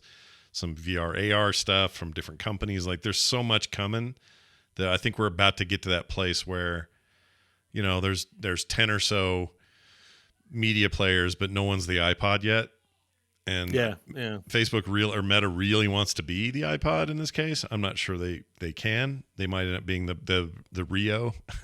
Whatever Valve's taking the Apple space with the prestige pricing. Kind of, yeah. I would say that. But I don't think they're going to have the velocity to try and take over the world with it. That's the thing. Gabe seems like a humble guy. Zuckerberg is more of a world domination kind of guy. Yeah, so for sure. My money's on Zuckerberg, honestly. Well, plus, as nice as the Index is, or any of the wired solutions were at their heyday, you made the case already. I couldn't. That's why I hardly ever used my HTC back in the days, because setting it up was a pain in the ass every time, and you got to adjust your towers. This inside-out tracking is revolutionary. Like, it changes everything. Yeah. You don't need to be in any one place, and even though you're tethering a lot because you're playing some PC stuff, taking that thing anywhere and playing whatever it's insane. Wireless streaming is also available now in it too. That works. It's better with the direct link, but the chat room's been telling me you can go wireless on that. Yeah, it's just more delay is all. Then there's so many games on Steam too. Like, there's a ton. I look at it, I'm just like, oh my god, there's a lot of interesting experiences that I've never experienced before. Yeah. But when I look at games now, I'm like, well, I've played an RPG. I know that. I played a strategy game, but I don't know what it's like to actually run around in this new sort of like, the most fun thing I've done in VR is climb ladders. I love climbing ladders. I'm good at it. I just go tick, tick, tick, tick, tick, tick, tick, tick. I'm like, I always see a ladder. I'm like, I'm gonna climb this one even better. Yeah. Like, ladders are awesome. Yeah. I'm really digging the ladders. In a regular game, you'd be like, ladders. I'm sick of climbing ladders. But in this world, it's like the mundane can be fun again in VR, because it just changes the rules. Like, I have a game that's basically Space Invaders. I forget what it's called, but basically you're just shooting these invaders that come over the horizon and try to kill you. And you do it in waves. I would never play that on a 2D screen because I've done that for 30 years, and who cares? It's like not interesting. But doing it for some reason, being in that world and having to aim that gun up here and shoot this one over here as he's coming and getting bullet time because they almost hit me and all this stuff, suddenly it's a whole new way of playing it, and therefore fun again. It's a weird effect. So I'm like, my brain right now, the way it works is I'm just thinking about the VR games I want to play. Yeah, that's what you do. Even I'm going through my wish list a little bit today. I'm like, oh, I'm not interested in this anymore. I removed like 80%, 90% of my wish list on Steam because I'm like, I don't have time. There's too many games in VR to check out. I'm gonna have to just pare it down to the essentials. This all tracks for you, though. This is what you do. And I'm very excited. Yes, I know. A new hero comes out in Heroes, and I change my profile picture and talk like this. So I'm definitely on Cloud Beau with this one. Beau. So in a month from now, it could be like, I'm done with it. But right now, for $400, you want to have a good time. At least if you're like me and get excited by this thing, you want to have a good time. it's so far I'm having a great time. Yeah, and keep in mind, if he was down here, he says 400. That's Canadian. We're talking like $299 down here. Yeah, forget. Why would you buy a Sony and an Xbox if you're just skip one and get the other one? dude. Yeah, just like it's about as good as it's ever been and affordable as it's ever been. And I'm like, the screen quality is phenomenal. It's really good. I just can't underscore that enough. My hesitation was like, will they really solve screen door? And I can tell you, they've arrived. The screen door is non-existent. Yeah, I don't notice it at all. It's very, very good, even for blind idiots like me, where my eyes are stupid. The only thing, again, it's maybe with lighter equipment, but like if you play a game where you're working up a sweat, as I do, yeah, I'm out of shape, you're a sweaty man, and I'm just a sweaty guy. Yeah, I could see the headset getting a little sweat stained. Oh, that's what I was going to tell you, Beau. You need, and the chat said it too. You need to invest. I mean, I hate telling people to spend money. There's a headset thing that you can do that's awesome. Better. I have it on mine, or I can't find mine. That's why I got up to see if I could find it while you were talking, but it's somewhere upstairs. But it's this replacement strap, and it's more like what PlayStation's did, but not as big. Anyway, it just basically kind of lets you screw it in, but it creates so much better balance. It's way less like front loaded, and it's so good, especially for any kind of like physical stuff. You just aren't slipping. It's great. Highly recommend it. Yeah. I love it, dude. I want to marry mine. Yeah. Are you gonna consummate your love with it and put your wiener in it or anything or no? No. I don't I like that you hesitated. I didn't really think that far ahead when I said that. Hesitation was the best. That was great. All right. It might be just a friendly marriage. Just a friendly marriage. Now, you did poke your head, speaking of games that aren't in that headset, you did play Little Guardians of the Galaxy. What was the reason there? So we talked about Road Legacy 2, played it, and I did play some Guardians of the Galaxy, mainly because I was just sitting in bed and didn't feel like watching anything, so let me boot up this Guardians, see what it's about. It's on Game Pass, sure. Square-Enix, that's a great game. I agree. It's a great game. They do talk a lot, but I feel like, so I can agree with that criticism. I remember John talking a lot about, geez, shut up. But I feel like that's their brand identity. Like, I just feel like they all just never shut. Like, I feel like maybe they had that conversation listening to it. They're like, yeah, but did the Guardians ever really shut up? And they're like, no. Because, like, I could see getting sick of it, but I only played it for a few hours. So maybe that's why I didn't get sick of it yet. But yes, I agree they never be quiet, but so far, I've been okay with it, I guess, is what I'm trying to say. I like that game. I need to get in there and finish it, because I never finished it. It's not earth-shattering, but, you want to have an entertaining campaign game with a story and stuff to shoot. I'd say, yeah. It's also on Game Pass. I laughed at a few spots. I'm like, the writing's actually pretty good. Yeah. The Game Pass version is also on PC, I believe. Yeah. Yeah, I played it on Game Pass. I was like, I got to get some use out of this Game Pass. I only have it to play Elden Ring. Yeah, and I'm not playing it anymore, so I unsubbed, and I'm like, let me get something for my $16 here. Okay, here's Guardians. Let's go. Oh, I'm having the opposite problem. I'm finding all kinds of crap on there that I like. I don't know. It's what I like about it is if there's, you can just get out of it. You don't have some 2-year deal. I would keep it if they had some VR game. Like right now, I'm hungry for the VR. And everyone's shouting out games I need to play. And I think the one I'm really interested in, obviously, is Half-Life Alyx. Oh yeah. I was just looking to see if I had a code of that, because at one point I did, and I think maybe I cashed it in. I don't remember. I haven't played it yet either. Yeah, but that's that I think is a premier VR experience. Yeah, and I still think it's the highest rated VR game on all of Steam. Overwhelmingly positive. Yeah. It's been out now almost 2 years. It's been out 2 years now. Yeah, still overwhelmingly positive. I think it's the premier experience. So yeah, and it's about Valve doesn't miss, man. No, they don't release them very often. It might not be a genre for you, but they never miss. Except their card game, that thing kind of tanked. But yeah, generally speaking. Yeah. Okay. Sorry. Well, never means they didn't, so I was wrong. That's wrong. What was that called? Almost never miss. Yeah. What was that current game even called? I don't remember now. Artifact. Yeah. Didn't go well. It's a bummer for them. Yeah. Too little too late, I think, is what that is. All right. On the other side of this, we do have a mashup from Jamie. Speaking of mashups, we've given him plenty of new material today, but you might ask yourself, well, what about last time? Well, he's been hard at work at this. It's called Eat Those Testicles. Okay?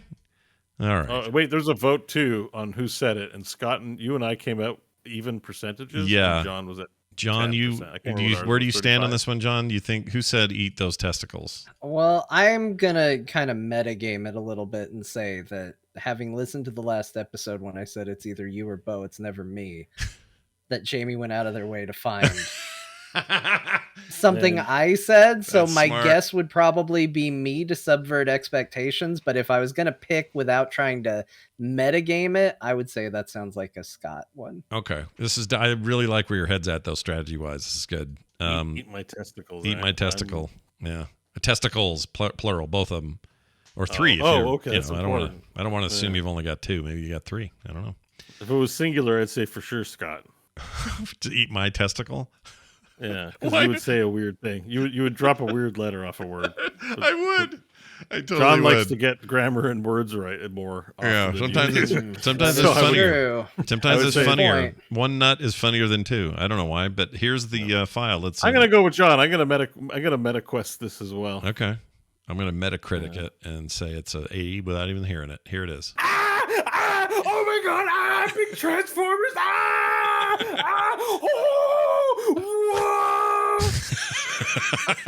What the hell is that?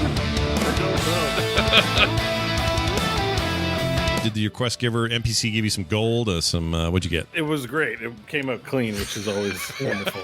Did you get any Makes me item want to buy a reward? lottery ticket. Fire it out, all nice and chunky, and minimal wipes required. It was great. That's fantastic. Congratulations. We could all use a nice clean poo. Even with whatever constant drip they have of loss that comes from piracy, which still exists in games. Constant Drip was the name of the Chatterbait feed I watched for research purposes. You watched Constant Drip? Who's that? Yeah, I watched. Just a streamer. You can go out with him once a day, and you can find fragments of those Jurgajoids or Murgaloids or whatever they're called. What are they called? Gyroids? Gyroids. What are they called? The little Gyroids. 'Cause they Gyroids. gyrate. I hope it's Jurgajoids. I got it wrong. Yeah, you noob. I'm going to sit over your face and act like I'm putting my balls in your mouth. I would call a certain uncle Constant Drip, but not for those reasons. Oh god. He needs, Not for those reasons. Not for any sexy time. he needs some Energizer to stop that. drip. Energizer. Yeah, I'll see what I can do. Fun fact about teabagging. The game won't let you teabag. Now, you can squat What? and you can kneel or whatever, like always in these games, but when you are standing over the body of your slain, you can't teabag them. That's pour one out for teabagging. Gifts without a T is GIF. With a T is gift. No one says gift. No one gives you Christmas gifts, do they? They give you gifts. The inventor of gifts can see all he wants. I don't care. Take it. Choosy nerds choose GIF. I can't believe you somehow made a Jif peanut butter joke from an era that no one remembers about Jif peanut butter and a slogan they don't use anymore. Yeah, That's it flew over amazing. my head, not gonna lie. I like me some Halo. Yeah, you can dip back into Halo. You just can't dip your nuts into anyone's mouth in it anymore. Us dudes enjoy our homoeroticism of, putting our testicles in each other's mouths as a rite of male passage. Like, what is it? Every fear hides a wish. Yeah. Right? We're all supposed to hate doing it, but secretly we want to eat those testicles, Like, It was Beau. It was Beau. every fear hides a wish. I love these I new want this to new be game. a space nun. Yeah, you should be a space nun. You'll get to after the show. You'll be in there all night being a space nun. That was great. But Jamie, of course, knocked it out of the park as always. And I like this little mini game of who said it. I think that's fun. And I think John loses his money this week. Sorry, John. Yeah, I'm not the smart guess because I'm not as funny as you guys. Well, I disagree wholeheartedly. That's not true. I think you're one of the That is funniest not people true, I know. but I don't you have back of the box quotes. You are a it's a more rogue. subtle humor. You are a rogue through and through. Rogues wait and strike hard. Yeah. And Yeah. barbarians like Scott and I just go, bah! Yeah. Bah! Is this funny? Is this funny? Is this funny? I'm going to keep saying shit until we get a laugh. Yeah. John's like, I'm going to get him right in his gonads and lop him off. And Yeah. Hack I'll those wait babies for off. 5 weeks, and then that joke's going to tear his Five, testicles off. 5 episodes later, I'll get it. It'll be good. John plays the long game. Always has. and probably always will. Hey, that's it for the show. I want everyone at home to go immediately to their computers or their phones and send us emails at talktothecore@gmail.com.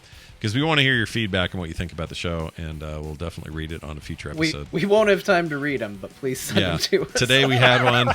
Yeah, when's our mailbag? We had a big one happening? today. We got to do a Pushed back mailbag 4 weeks. episode, and I don't know why we don't. Whenever we do a mailbag episode, it means we will at least read email. Yeah, we'll get to email. And we just have so much damn commentary. It's hard, but I do love them, so send them. talktothecore@gmail.com. You just got to commit, man. All right, I'm committed. We're going to do a email-only episode in addition or in place of. How do we want to do that? You want to do it in addition to it's got to be a slow week. It wasn't a slow week this week. That's true.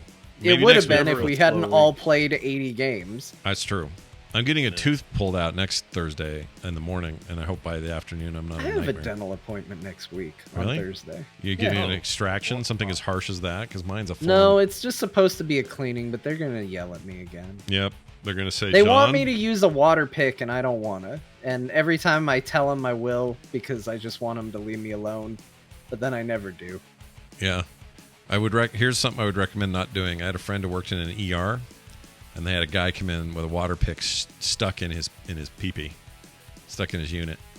Now, I know I don't want to... Again, Actual water pick? yeah, no kink shaming, but that little end hose thing where you're supposed to hold in your teeth, between your teeth, he had that jammed up his unit, and it got stuck up there. And they had to... Was it a kink, or was it just one of those things, like, I wonder what happens when, and then you do it, and you're like, why did I... Like, It I could be touched that. a stove. Like, when I was a kid, I was like 8, and I'm like, that stovetop looks hot. Let me touch it and see if it's hot, and then I burnt my finger. Yeah. I was like, ah! I just don't You know know, what... maybe it was like, does this go in my uterus, or not uterus? Does My this go in my urethra? Oh, it does. Oh, and I wish I didn't investigate this. You know, like that. I mean, I did. Okay, so I admit, once when I was in 7th grade, I did this actually a number of times. I laid back. Okay, you know the screwdrivers with the bits in them? They come out. They're magnetic. You know what I'm talking about? Yeah. Is this story a good idea, Scott? Yeah, I'll tell. Nobody do this at home. Let's just ask you before you tell it. Is Yeah, this a full- good I'm idea? having Full visions of disclaimer. chocolate buttholes right No now. buttholes. No buttholes. So I'm laying on the ground, and I had my dad's tools around for some reason, and I had these bits that go into these magnetic screwdrivers. And I thought to myself, while I'm laying there bored, I said, I wonder if I could slide this into my nostril and how far up it would go. Oh, So I laid there. Oh, classic kid move. Oh yeah, big time. Classic. So I put the Phillips screwdriver heads about this big. I put it in there, and I just kind of relaxed to see if it would just kind of sink in, and it did. It went like, and got way up in the sinus. Oh no! And for a minute there, I didn't think I was going to get it out. I did get it out, but I will tell you, to this day, this nostril ain't right. It doesn't work boy. right. Yeah, it has a weird. Why do we Why? do stuff like that? I, as a kid, you know what I did that I thought was funny? I had like metal scissors, like this kind of scissors, Yeah. and I looked in the mirror and I started going, "Oh, just got my nose out of the way. Oh, just got my geez. nose out of the that's- way." And then but I didn't get my nose out of the way quite as much as I was hoping, and I went, "Oh, that hurt." And then I went up to the mirror. I pulled on it, and I just watched a red line form all the way around my nose. Oh, that's horrendous. That's a good one. Oh my god. Man, It wasn't bad. It was just a scratch, but I was like, damn it, now I have to explain this to my parents, and I don't know how that's going to go. If See, you're, this is how we all learn shit. I touched a hot stove. You put a drill bit in your nostril, and you almost cut your nose off. Like Yeah. This is what kids like- and people do. Yeah. this is how we learn. Look, when you're in 7th grade or whatever, you're not supposed to be super smart yet. So I don't, But and also, John's story beat mine by 1.5 miles, so I don't feel so bad now. Well, it's definitely rough on the body horror. yeah, body horror. Nobody likes body horror. Although yours is pretty body horror-ish too, right? Yeah. Like, imagine it never came out. Imagine you were your age now and you still had a drill bit in there. You're like, Oh my gosh. old drill bit Johnson. Drill Bit Johnson, yep. Be like that one where Homer got a crayon jammed up his nose and it made him really smart for a while. That didn't work that way for me. What? You got a what? Crayon. Do you remember that? A crayon? I don't remember Crayon. that episode. Yeah, it's a great one because he's super smart the whole episode, and then they figure out he got a crayon stuck up there, so they took it out. And then it was dumb again. He's like, no. It was funny. Actually, it was kind of sad, I think, because Yeah, because they had to put it back in for some reason. they were I can't remember what the deal was. It was a whole like Flowers for Algernon. Yes. Like they basically retold that story, but with Homer and a crayon. And it was sweet, and he got really close to Lisa, and their relationship got better, and as father and daughter, and all this. And then they had to put the crayon back to make him be a good dad again, or something. It was sad. Yeah. Anyway, yeah, Flowers for Algernon. That's it. All right, that's it for the show. Real quick here, we need some words of wisdom. The tradition is that we start with John. So, John, what do you got there? Boy, we had some fun today, everybody. So all I have to say in closing is ski slope, ski slope, ski slope, ski slope, ski slope. If you missed wait, when did we do this? Pre-show? Yeah. I think that's on the If you missed pre-show, then you want to be a patron. I'm telling you, patreon.com/core show, which I didn't mention yet, so I'm glad you brought that up. Go over there and you can hear John absolutely ace and wreck. What are they called? Lip readers. No, what's it called? What was it? Tongue twister. Lip readers. What the hell's wrong with me? Beau, what would you add to this wisdom? So no wisdom this week, just a thank you. And it's wise to thank people, but thank you, Jamie. Yeah, thanks, Jamie. For making all these mashups. I was on your site, and there's about 20-ish. There's a lot of them. There's a lot more than I thought there was, and they're there for you to listen to anytime. Yeah. And they're all hilarious. So yeah. I'm glad you're out there doing great work, Mr. Mashup. He's the best. He's a good dude. He's a good dad. He's a good husband. He's a great guy, and he makes really funny edits. And we're glad to have him here. So it's nice. I like that. They're solid gold. Not everyone has a mashup guy. No, but we do, and we hope we never take advantage of him. All right, that's it. Thanks everybody for listening. We'll be back next time with more. Between now and then, stay safe. Go play a video game. We'll see you then.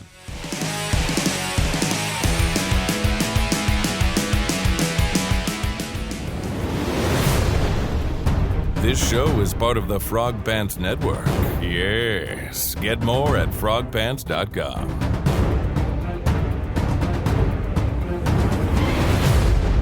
The priests of Mars do not understand our nightly oaths. Our nightly oaths. Nightly